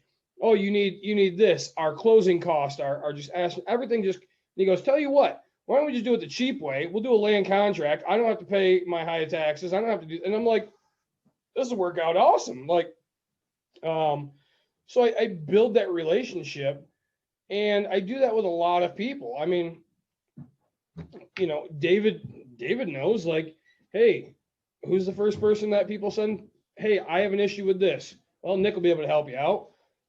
If I make money on it, great. If I don't, like, at least I've helped somebody with a house. Well, right? and you know a lot of people, and that helps. I mean, but I built my way through that, right? You have. And honestly, when you're in anything that we do, Yep. so you're in the financial field in any way, your best bet is to build relationships. Oh, yeah. Like, Nick is very outgoing, very much an extrovert. Yeah. Mike and I are very introverted. We don't like to talk to people. But when there are people that share our passion, Oh, yeah. we'll talk to those people. Like, if you like softball, I'm going to talk to you. If you like Star Wars, I'm going to talk to you. If you like money, I'm going to talk to you. Yep. Well, it was brought up to me the other day. Somebody had asked me a question about what on the last 6 to 8 feet of the wing of an airplane, why is there an 80-degree or angle and stuff? And I was like, he goes, "Oh, you're a really smart guy." And I was like, "Nope." I was like, "But I have a friend that's a pilot. Hold on." So he was on his way to Florida. I sent a text message to my buddy who's a pilot. I get an answer, drop it to him. By the time he gets off the plane, he pops it up and he goes, "You're just a wealth of knowledge." And I said, "No, it's because I know people that know what the hell they're doing." So, and that's what, like, again, Rob, right? Like, Yeah. he does it. Like, I give him so much credit because, like, he walked me through, hey, this is kind of Walt, right? Which is the guy who I deal with. He's just a wealth of knowledge on real estate. I don't know everything, but he knows way more than me, Let's say, there we go. That's awesome. We just got a message from Rob that he received this package and he'll be representing Bucks and Brews tomorrow. But when it comes to budgeting, am I the greatest at it? No, but like, I know David's really good at it. He's willing to sit with people. So it's like, hey, if you want to work on it, here's what it is. Well, and I know that, so upcoming episodes for anybody that's out there listening, we have a 19-year-old that's going to sit in with us and talk to us about what him and I sat down and talked about, investing and saving for retirement. We have one of our former players, Ashley, who's going to come in and sit down with us. Are you ready for this? She turns 21 on Saturday. That's crazy, isn't it? So she has been putting me off for a while because she wants to be able to come in and actually join Bucks and Brews. Oh, there we go. So we won't let her drink.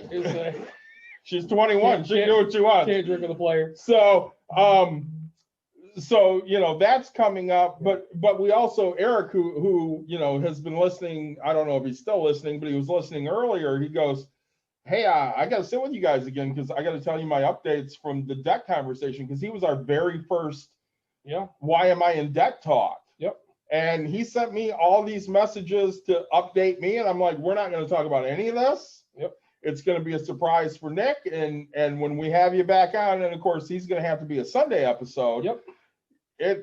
You're going to sit there and go, all right. Well, and it's, so that's kind of my real estate. So now, right, I'm at Gentex, and okay, real estate's, I didn't know it was going to work out kind of the way it did. So again, I'm working in a warehouse, and I go back to the old school thing. Well, wealthy people are sitting there telling me, hey, start your 401k, and I'm going to listen to wise people. Screw it. Like, so I started, Gentex did a 3% match or 5% match at the time, and I was like, I got a raise, or I did this. Like, cool. Like, I'm going to put 3 or 5% in. Like, yeah, it's seen on my paycheck, but at the time when I got hired in, I was working for $10 an hour at Gentex. When I got hired in, they gave me $1 raise, right? Yep. I was making it on $10 an hour. Mm-hmm. I get $1 raise, so I'm at $11 an hour. Within 2 weeks, I got hired into the warehouse, which was my original spot, a first temp to go there into the warehouse. So they give me a $2 an hour raise above that, so I'm at $13. And I was like, well, if I do it right now, I won't see the difference because I'm not used to the paycheck, So I was very smart in that aspect of like, hey, keep this same paycheck. You're still doing fine off of it. So I took that, and then I started saving again, right? Because I there's another real estate deal. The faster I can get money to put down in a place, the faster it will go.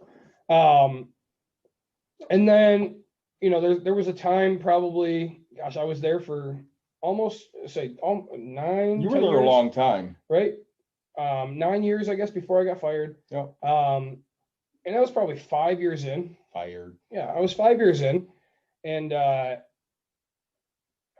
said, man, 401k, like I'm probably starting to listen to podcasts at this time. I'm starting to, educate just myself on financials. And so I'm listening to Listen Money Matters, which I got you addicted to. And love that show. And then all of a sudden they stopped. And honestly, I kind of feel like we picked up where they left off. I really do. Right? I mean, they like to drink beer and talk finances, and we do too. Then they changed to tea and water quite a bit. So. Yeah, that was kind of. Yeah. But right. So I'm listening to them, and they're talking about betterment, and I was like, again, so 5 years ago, I had a kid, and so I was like, I'm gonna give this betterment thing a shot. I told my buddies, I was like, hey, I'm gonna try this thing. I'll let you guys know how it works, right? I started investing like $25 a week. Because it's just automatic withdrawals on my account. And I was like, this is no. So I get to, I knew I had a purchase I was going to buy. And I was like, if it makes money, great. If it loses money, whatever. And I did. I lost money on my first, but I knew what my end goal was. It was just, I want to say 6 months maybe, right? Like I knew my purchase was coming up. So I withdraw the money. I called the company. I was like, hey, I need to withdraw this money. And they're like, okay. Like, so they send me a check for, I don't know, $1,000. It wasn't even that much, right? And I lost money, but like I get a check and I go, oh, this shit's real. Mm-hmm. Like it actually works. I can take my money out. Like it's not a scam system. There's nothing about it. And so then I probably was down for 2 months, and then had my kid, and I was like, so she's 6 months old. That's what happened. So she's 6 months old, and I was like, I do have to do something for her future because I don't want to just sell a house later on to pay for whatever. So I start putting $25 back in a week. I said, I'm never going to touch this until whatever. Mm-hmm. And then it just kept going. And then all of a sudden I raised it to 50, and then I raised it to 75. My 401k, real estate's starting to kind of kick up for me a little bit. So I was like, I lived off $10 an hour. Here I am making $24 an hour. I lived off 10, like get back to it. Right. So I took 25% of my money and invested it into, I put 5% into regular 401 and 20% into Roth 401 because I was like, I was like, I know I'm gonna be a millionaire later, right? Like my goal is to make $1 million a fucking month. Like, and you don't want to pay those taxes later because I'm like, my tax bracket at this time, right, is like I don't know what 20%. Like I know I'm gonna be at 30%, 29%. Yeah, you're at 15 to 20% right now, Yeah, and you're going to be at so- 30% later. Right. Like, so I was like, in my head, I was like, man, I know I'm going to be successful. Yep, I know I'm yep. going to be there. Like, Nick, pay your taxes now because it's nothing like when you're paying double later. And so, Correct. you know, but there was also that little 5% of me that was like, if everything fails, I still have this 401k building. Yep. Right. And they didn't offer Roth 401k until, you know, years later, like Yep. I want to say 3 years after I started really investing into my big 401k. So then I took all that out and started kind of going the other way. So I have a really decent sized 401k. Betterment's kind of going while I'm at work, right? So I wasn't the greatest employee, but like I was day trading with TD Ameritrade. Yep. You know, and I just like you, right? Like Yeah. you talk to Mike and he's like, oh, this one shoots up. And so talking to a friend and I was doing all right. All of a sudden it just starts working and I'm leveraging money and all of a sudden I look at my wife and I was like, hey, I'm gonna throw 10 grand in here. Mhm. And she goes, all right, I trust you. And I was like, all right. So I throw 10 grand in and I make a shit ton of coin. Like I made $27,000. Yeah. Right? Like, well, so I made $17,000. Right. Like, You throw in 10, you had 27. yeah, I did very well. And then I stopped. Like, and now I have, you know, a few stocks, like, because I wasn't sleeping at this time. Like, and when you're dealing with 10K, I don't have millions of liquid asset, right? Right. Like I have, you know, and so, you know, we go back to my grandma, and that was one of the things. So before my grandma passed, she's sitting there in the chair and she looks at me and she goes, yeah, I just want you to know I'm very proud of you. And she goes, I do have to ask, how many properties are you up to? And I, you know, at the time, I don't know, a few.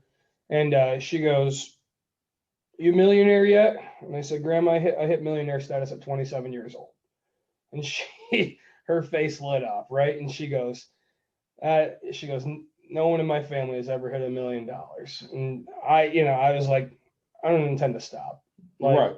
it's not the money aspect. It's, I want my life to be just so much, right? Like, I think, say, do what I want when I want to, right? Like, Yeah. you know, and that's the biggest thing, you know, because, dude, I miss being 19 to, well, I miss like 18 to 20, right when I was quitting my jobs just because I wanted to go on vacation, or I didn't need that. And like, that was huge for me. Like, because I was that guy who literally, like, I said, cool, if I have my job when I get back, awesome. If not, oh, well. Yep. Because I owned the one real estate at the time, like my house, maybe another one or something.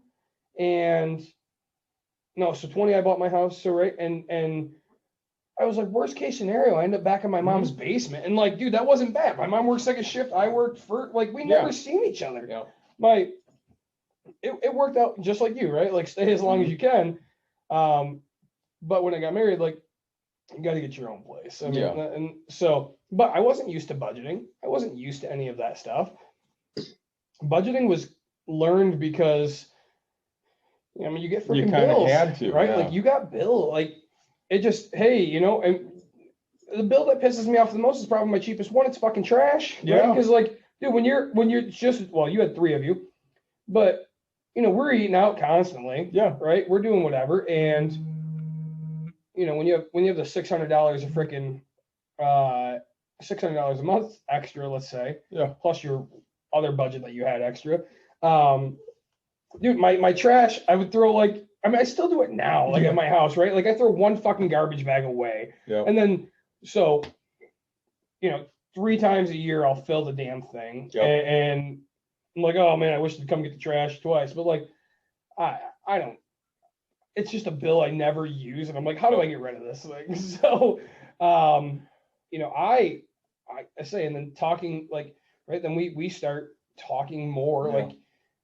hey, this is what, you know, oh, hey, what are you doing? I'm doing real estate. Oh, hey, oh, I'm getting into budgeting. Oh, cool. Like, and then just, oh, hey, I'm getting into Weevil. Yeah, I'm gonna give this a shot. Like, hey, I'm day trading. And it's just like, we kind of bounce because I didn't know the only, okay, so like in my life, my best friend, his parents were both top and, you know, Yep. they're very good engineers. They're making 100,000 a piece type thing. And that was a huge impact in my life. Like, I drove out with my buddy to New York for him to go to college. His Yep. parents flew me home. I've never been on a plane. Like, my mom couldn't afford a fucking plane ticket, and you people are like, yeah, we'll just fly you back home. Yeah, and that was my life. Are you what you're gonna fly me back home? Like, who just has Yeah. this kind of money to fly Yeah. someone? And he's like, my buddy's like, yeah, it's fine. I drive out there and, you know, hey, yeah, okay, hey, we're gonna go here for breakfast, we're gonna do this, and Yep. right, put it, you know, my parents got you covered. Like, and dude, when my wife and I were dating, and we're like, hey, I'd really want to come out and see you. Hey, go see my parents before you leave. They'll give you gas money to get there and back. I'll cover everything when you get here. You got a deal, dude. Like, every part of this, and Yep. so like, you know, everybody goes, oh, why do you stay with friends? Well, like, I love my friends, Yeah. and I don't see them very often, so I don't feel like it's a burden for me to be there. Yep. So when we go back to camping, like, dude, you said it, like, I just get to get away from all this hustle and bustle, like the clutter of everything. It's fine for me, man. Like, yeah, I don't know, it's $40 a night, but Yeah. my pop-up camper is better than $100 hotel. So I mean, we kind of hit both of us. yeah, And I mean, we've been doing this, you know, for an hour and 45 minutes, but happens. I kind of want to get into Mike's story here. Yeah. I know a decent amount, you know, a little bit. A little bit. So, I mean, Mike, Well, we're lost. We're drunk. Yeah, you might want to fix your camera. Oh, we might. We don't want to, but we will. we'll try Just that. for- There, it's- that's a little better. It's for the viewers. They It- love the beard. It fell because Nick did something. Yeah. Let's say. Really wouldn't like it right there. Anybody on YouTube? Sorry. I'm So, not. Mike and I have known each other a long, long time, and he grew up a little bit different in Plainwell than I did. Yep. You know, his family didn't have cable. Sure. Oh, It's quite a bit different. So, no, yeah, well, my family growing up, I mean, it was 4 kids. You know, my dad was really the only major source of income for a good portion of it. My mom, after my younger sisters got into school age, started working, but only like part-time as a preschool teacher. So yeah, I mean, we did much like you were talking about, Nick, a lot of our vacations were just camping. I mean, we would travel to a lot of different places. Like we'd hit the East Coast, go to the mountains, like in Kentucky and Tennessee. We'd go, did a 3-week trip, you know, out to California and Washington and, you know, Arizona and all those kind of places. We did a lot of camping. You know, and I think it's just if you grow up with it, you just kind of be used to it. And, you know, it was all driving. It was all, you know, we'd stay in hotels, usually every 3 or 4 days or something like that, just to be able to, you know, get a, you know, really good shower and, you know, a real bed. And yeah, I mean, you know, we never did cable. Credit cards were never a major thing. You know, my parents had them, but they were always for emergency purposes. Sure. Um, Did they pay him off, or did they let you know about these types of things? I really didn't know a lot about it growing up, so I'm guessing they did a good job of paying them off. So yeah, I mean, like I never knew them. They were always, you know, pretty much when we became adults, if we needed that, you know, something, they helped pay for it. You know, I went to a very expensive college. I worked hard to pay for the portion I could. You know, I worked at Wendy's. I also worked at Parker Hannifin, which was a factory, and I paid for as much as I could. And my mom basically, instead of me having to take out student loans, my mom would use what she was getting paid to pay for the rest of my school. And so I got loans from them, but it was nice because I didn't have, it was kind of a double-edged sword. It was nice to not have student loans that you had to pay off immediately, but it also kind of doesn't help your credit when you don't have something like that. You know, I probably didn't have my first credit card till I first, you know, got out of college and, you know, moved on to my own. And it was probably, it started with like a $250 credit limit. It started through, you know, just a card that my bank was willing to give me. Yeah.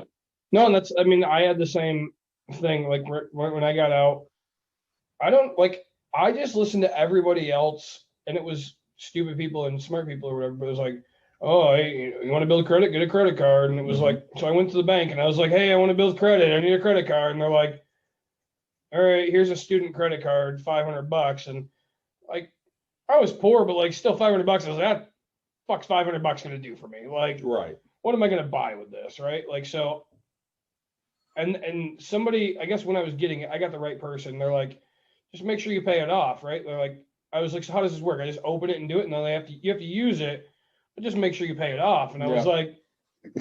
like every part of this didn't make sense to me. I was like, I didn't understand credit at this time. Like, the hell do you mean use it and pay it off? Why don't I just use my damn debit card? Like, that's stupid. And they're like, well, it doesn't build credit. And I was like, Yep. whatever, I'm gonna trust you, right? So I went and bought my damn books at for college or whatever, $200 here or there. And I just walked into the bank and I'm like, I gotta pay this off apparently. And they're like, okay. And I was like, take money out of this account, pay this stupid thing. Like, that's why I don't do it now, because I find it so stupid. I'm like, take money from here and put it right here, which is still the same me. I was like, why can't I just be one person with one? No, so I get where you're coming from on that. Like, granted, but from what I hear is, did you use your credit card to pay with your love chats with David? No, I mean, that was a phone bill. Okay, but you didn't use your Oh, credit card to pay the phone bill? No, I would pay my phone bills with, and I mean, at that point, up until I moved back from Illinois, I lived in an apartment with our friend Mikey for a year before I moved to Illinois after I first got out of college. Um, and I didn't use the credit card for a lot of things. I'd like throw a dinner on it, or I'd throw, gas for the week on it, and then I would pay it back. Sure. And then I really didn't go into major debt until I moved to Illinois, yeah. and I had gas I had to pay for, I had meals I had to pay for, I had, other things, and I had no source of income. And so, I racked up that. And at that point, I probably had gotten a second credit card, and maybe that one was a $500 credit limit. And I pretty much maxed out both of those when I was living in Illinois with no income. And then I had my seizure, and that was medical bills without insurance, which racked up a lot. So, Sure. Well, before back I then, moved back, it wasn't like it is now. There was no, you could stay on your parents' plan until you were 26. It was, yeah. if you weren't working, full time, you weren't getting insurance. Did they have the college rule back then? They did. I was covered You in college. graduated. Once Oh, I okay. graduated, I wasn't covered. Sure. So how did you pay for that medical stuff? I pretty much got on a payment plan. Okay. And it was $50 a month, and I paid that $50 a month for the 2 years or whatever it took to pay it. I mean, it was nice because they charged. I don't if they even charged an interest rate. I don't think so. They may not have, because quite often with hospitals, they just want their money. They don't care about profit. They make profit through everything else that they do. So they don't. You get in debt, they're not looking for. They're not like a bank or a credit card company where your debt is their money. Sure. So, I pretty much paid that off. I had a car payment. I would basically, I'd have roommates. I did pretty much until I got to the point where I could pay off most of my car and all of my medical bills. I pretty much always had a roommate of some sort or another. And then finally decided to try to move on to my own without a roommate. And I only did that probably for about a year, and then I realized it was more financially sound to have a roommate. And again, I just I didn't budget or anything, so I wasn't smart about my money, but I wasn't being completely stupid. I mean, like I said, if David and I went to do something, when he was in town that cost a lot of money, which we won't name. We can name it Parkway Tropics. Way to go. Shout out to Tony. Never been there. Oh, you should. But I should, but never been there. let's say, Some other clubs, maybe. some other clubs, yeah, geez. No, we would, that was all coming out of my paychecks. Like I said, I wouldn't go do a cash advance on my credit card or anything like Sure. that. At a point, I'm trying to think of when it was. I think it was another time when I had attempted to, it was after David and I had stopped being friends. So it was probably after I broke up with the woman who kind of put a wrench in our friendship. That would That's be when I when. started kind of getting stupid. Is, I tried to live on my own. I kind of lived a little beyond my means. I would go, I never at that point had been good about, cooking or anything. I always wanted, just make it quick and easy after work, buy something on the way home, buy lunch at work, buy, breakfast on the way into work, and I got to the point where there were a couple of times I had to take payday loans, and payday loans I learned are like the worst possible thing you can do because it really is just a vicious cycle. It's literally like a loan shark. Yeah. But I mean, yeah, it is. It's like legal loan sharking. Mm-hmm. It should be illegal. It should be. But I mean, it would be like, I'd start with like, oh, I just need $500 to make it. Well, I get that $500 to make it till I got paid again, not knowing I had to pay $600 out of my paycheck to pay that $500 off, and then I'd have to pull another $500 out to make ends meet. Yep. So I was kind of like, at a point, I kind of got, it wasn't like David had said, what was the term you used when your mom bailed you out? I didn't get a bailout, but when I finally got to the point where like all my credit cards were maxed out, I was doing payday loans. My parents basically said, okay, what do you need? We'll write a check. And it was all money that I owed them, but they also have been also very good about, if one of my siblings had to take out, borrow like $500, they'd say, well, this sibling had to borrow $500. We're going to be even. We're going to take $500 off of whatever. So, a few times they did a really good, but I still probably paid, I'd say 80-90% of what I owed back to them over the course of everything. There were a few times that they cleared out. And then, I bought my first house probably a few years, again, after David and I stopped talking. And I bought one that was affordable to me. I made sure it was within my means. I wasn't going to want to get into that hole again of needed to take payday loans, or, my car was paid off at that point.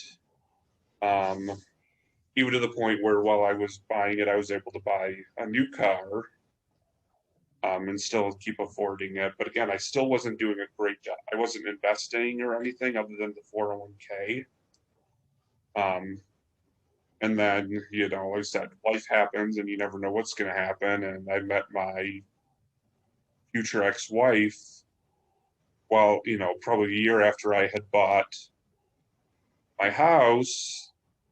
Met her, we hit it off really well, got married very, very quickly, mostly because she had 4 kids from a previous marriage, and I didn't want us, being a bad influence to the kids by not being in a committed relationship, but then living together. So, but I was making enough money, and she had enough money through her child support that she was receiving to where I felt like I could still pay for my house while it sold. But then her ex-husband lost his job and had to go on unemployment, and she lost like 3 months worth of child support. And pretty much during that 3 months that she lost child support, we really didn't have. And then when he got a new job, he was making a lot less than he had been making before. So the support dropped a bit. at that point, we really couldn't afford for me to pay for my house anymore that I wasn't living in. And it was unfortunately in the 2008, 2009 time frame where, the housing market was horrible. You hit that bubble at that point. Yeah. And so I had to short sell my house for, a quarter to a third of what it was worth. And that's, I still, and at that point, I was working hard. She was a stay-at-home mom. So I kind of let her handle the bills. Again, 401ks, a little bit of savings toward my kids' college, but not a ton. I put like spare change in a piggy bank, and every year or so I open up the piggy bank, cash in the change, and that would go into the kids, savings or whatever. So really, I mean, even in a lot of it, it just seemed like a lot of paycheck to paycheck living.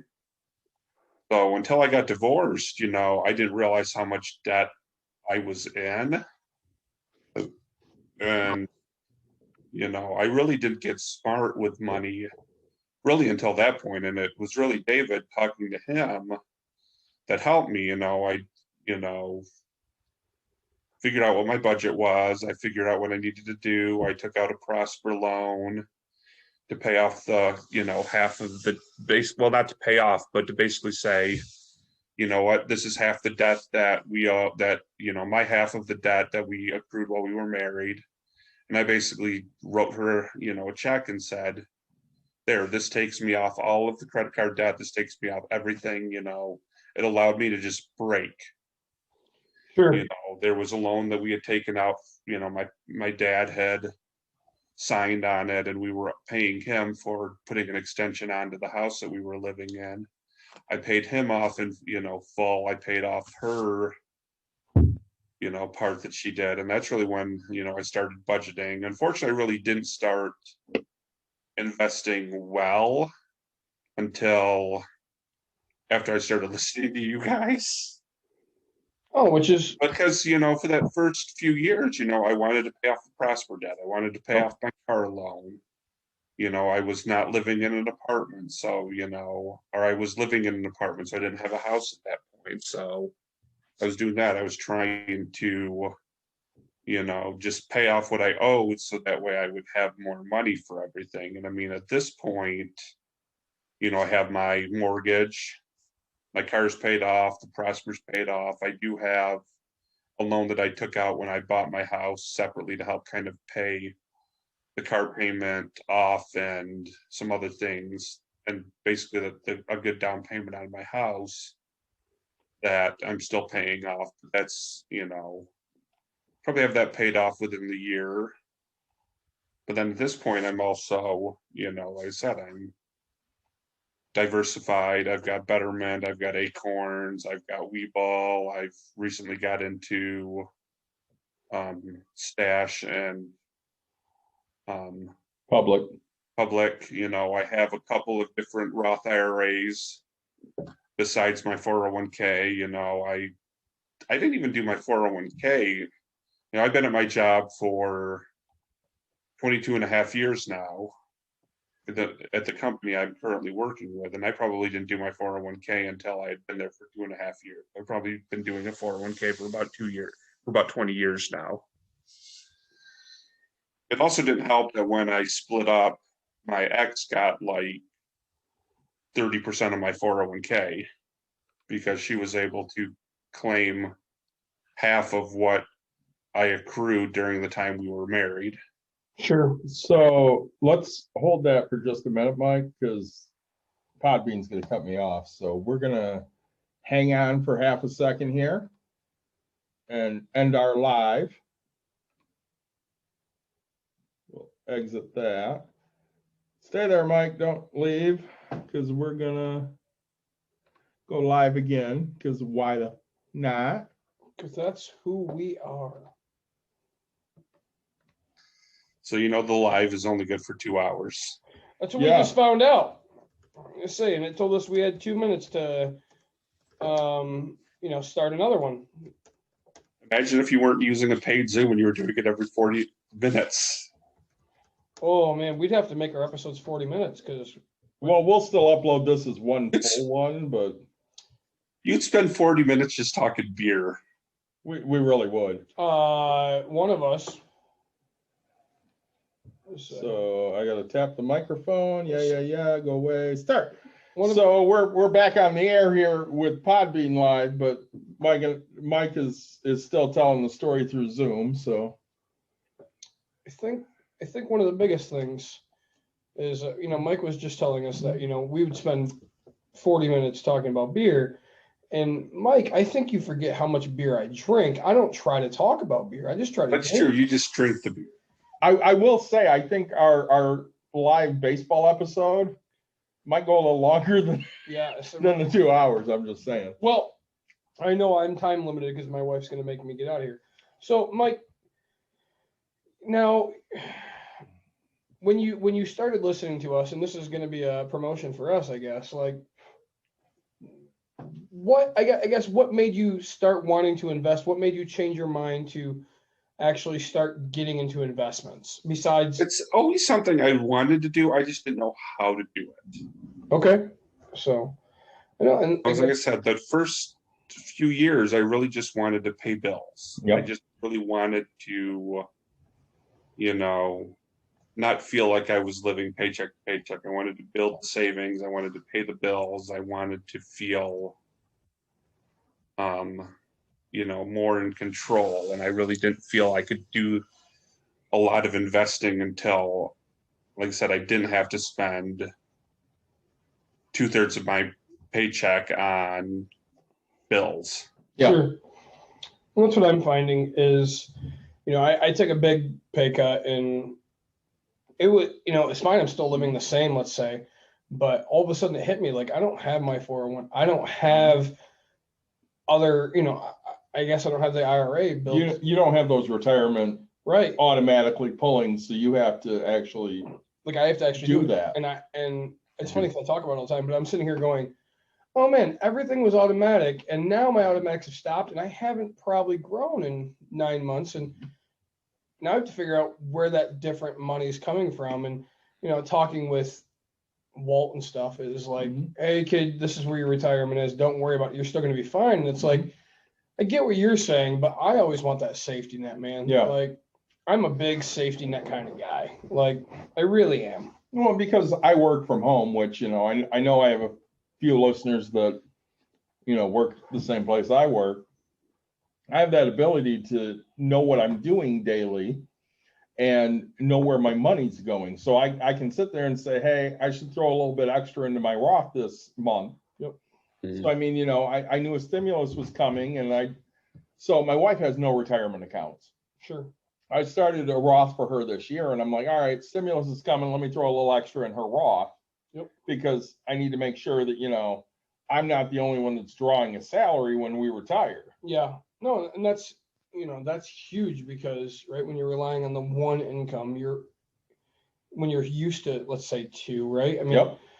that we talk about it on an episode where we're life insurance, right? And it's Yep. like, I get people all the time, oh, what happens when you die? My family's set, but like they're set minus my retirements, right? Like, I Right. mean, so I need to make sure that I hold my value in that aspect. So, Well, and I have everything broken down for me that if I drop dead right now, this is what you get from here. This is what you get from here. This is what you get from here. Yep. So they know what the life insurance is. They know what the retirement accounts are. They know what, is in my savings. It's all right there. sure. No, and so where do you see yourself heading? Are you planning early retirement? Are you still just on track for, If it's gonna be early, it'll be maybe 3 or 4 years early. It won't be way early, just because at this point my kids aren't gonna graduate high school until I'm mid-50s. Sure. So You I'm gotta gonna pay for their be college. paying child support till for another 7 years basically from this coming spring. Yep. So I don't expect, and like I said, I make a decent amount of money, but child support is a good amount of money when you make a good amount of money. It is. Yeah. So, I really don't see, probably before I got divorced, I was on track to probably retire with 1.2, 1.3 million in my 401k. Probably at this point, with what she took out and just how the market's been over time, I might be at about 800,000 until I can, if I live just on that.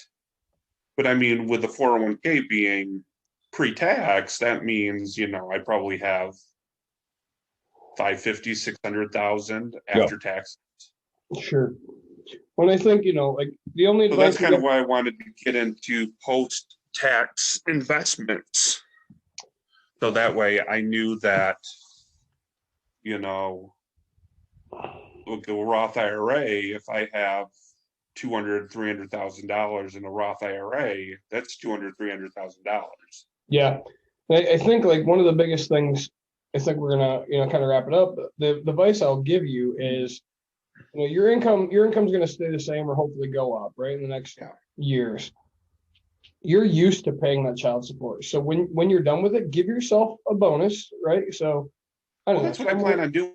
I don't plan to all of a sudden break and be like, oh, I'm going to buy a new house, I'm going to buy a new car, I'm going to do this. I'm going to be like that, $1,000 or whatever a month that is going to child support is going to go into the Roth IRA, or I'll increase what I'm doing in my 401k, or I'll. Yeah, no, that's huge, right? Like just make sure you do that, because I always tell people, give yourself 10% if you absolutely need it, and you're tired of that quote unquote daily struggle, give yourself that 25%, but 75% needs to go away. Like, I'm a big fan, because you've done it for 18 years, you might as well keep going with it, right? Like it's not going to change your life. Well, like my car comes due end of the year. Yep. And it saves me $299 a month. I'm going to take that $299 a month. I'm going to split it between my Roth. Yep. And my house payment. Yep. Mm-hmm. So I'm going to. That's probably another thing I'll do. Yeah, I probably won't go in the Roth. It'll go into a lot more. They'll partly go into that, and they'll probably go a lot more into house payments. And unfortunately, I've only owned my house for, I think this is 3 years, coming basically in May. Probably in another 2 years, if the interest rates are good, I'm probably going to refi for a 15-year fixed instead of a 30-year fixed. Well, I think that's a big key is, I say if David and I were to say, hey, he's like, hey, I want to invest, and I think he's getting, you're not necessarily 45, but to me, 45 is pretty much that age where you should be getting rid of that house as quick as possible, because once you look at that, so let's say you have $1,000 house payment, $350 of that's probably taxes and insurance. Yep. Okay. Now you have another $650. Now, and you're talking, hey, I have 300 here, but when you look at the math, like put that 300 towards it, take that other 650. Now you have 950 that you're plummeting away at investments. Mm-hmm. Yeah, you've missed some growth, but the loss of it, get rid of your debt, just every damn dime of it. Like, I'm not the greatest investor in real estate, like let's say, because I don't pay that bare minimum. I overpay a little bit on everything. The one I pay $2.12 over. But I know that like the other one I pay, let's say $100 over. And once that thing's gone, all that, like that 100 plus whatever else is going towards that one, because like I know where I want to be. Well, I know my big goal, I'm 43. I'm going to be 44 this summer. Yep. My big goal is by the time I'm 55, 56, my house is paid. Yep. Well, it's, and when your house gets paid, and if you're looking at big investments that you have out there, Mhm. I think it's a time where you go, hey, can I live off of this amount of money? Because my Mhm. house is paid. All I have to do is cover taxes and insurance. And can I retire early? Well, I'm throwing over $1,000 a month right now at my house. Yep. Because I want to pay it off early. Yep. And that includes the escrow, so the taxes and the insurance. So, I'm sitting there, I think my payment's $960 with everything if I went the full 50 years. Sure. But I'm paying well over $1,000 because I want to get it paid off sooner. Yep. Well, And I do the thing, and this is just bare minimum. And then when I have the extra money, I throw extra money at it. But I do the thing where it's, every 2 weeks I get paid. Every 2 weeks, half of what my house payment is per month comes out. So twice or whatever, 4 times a year, I basically pay an extra payment toward my house payment. So that's that. But then, if I have an extra $50, I have a thing where, not only that's the automatic deposit, then I have, my house payment on my, as one of my bills, pay bill type, things on my thing. If I've got an extra $50, I'm like $50 toward the house payment. Yeah. $20 toward the house payment. Oh yeah, and like it adds up. We talked about that in one of our podcasts, was like a quarter and how much a quarter adds up. It takes off. It takes off months. Like it's like 3 point something months just off of 25 cents, right? Like, every little bit counts. It really does. So I know we've gone over 2 hours tonight. Yeah. I'm gonna have to cut this up a little bit because we had little technical difficulties here and there. Happens. Internet crapping out on us. I'd like to thank myself, Right Brain for the CEO Stout, and Saugatuck for the Neapolitan Milk Stout, which I paid for, but I'd still like to thank them for making delicious beers. Yeah, I'd like to thank myself for giving my own journey. No, and founders, Charisse, I've enjoyed a few of them tonight. I know Mike drank some stuff. What'd you have, Mike? I had the Grand Armory Fluffer Nutter Peanut Butter Marshmallow Stout. And how was that? Really good. And the Grand Armory White Chocolate Blonde. And then because I finished those, then I moved to a Shiner Strawberry Blonde. Oh, nice. Little Shiner. Let's say some good beers there. Yeah. So guys, like always, truthfully, this one, we hope you liked it because it was our life and our journey. And it really was. We talked about a lot of failures, a lot of successes. Yeah. And if you didn't like it, it's all right. It wasn't your life. If you did like it, please give us feedback. Yeah, we want to know what works, what doesn't work. Yeah. We'll be doing more live on Podbean because that sounds like fun. Why not? I mean, we only get 2 hours, but we can fill that 2 hours. Well, maybe we'll just split it into 2 episodes. A baseball episode coming up on the 27th. Saying, what's that baseball episode going to be about? So baseball. Strictly baseball. We're gonna talk about how to save money at baseball games, and we're gonna talk about I got some great trivia. Yep. I know we're gonna be joined by Mike. He'll be live in studio. We're gonna have both Seawicks on. Okay. You met David already, but I believe Daniel will be on, and even my daughter might pop in. There we go. So, as always, like, subscribe, share, tell your friends that we have really cool glasses that you can't get your hands on. T-shirts that you can get your hands on, Bucks and Brews. Which, if we get a big enough order for more large shirts, I mean, we have large and extra large left, but we've sold out of big boy sizes. We have, because we are big boys. Yeah, and we have big boy friends. We do. Like, subscribe, share, tell your friends, tell your family. If you don't have any friends, then find some. Just go make them, right? Like, talk money. People will talk. True story. And you talk money, David and Nick will be your friends. Damn right about that. We love to talk money. Probably a positive. Yeah. Yeah, definitely.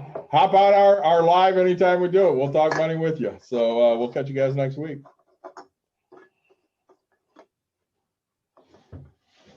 Oh, did you stop the video? I have not stopped the video yet, but I'm doing that right now.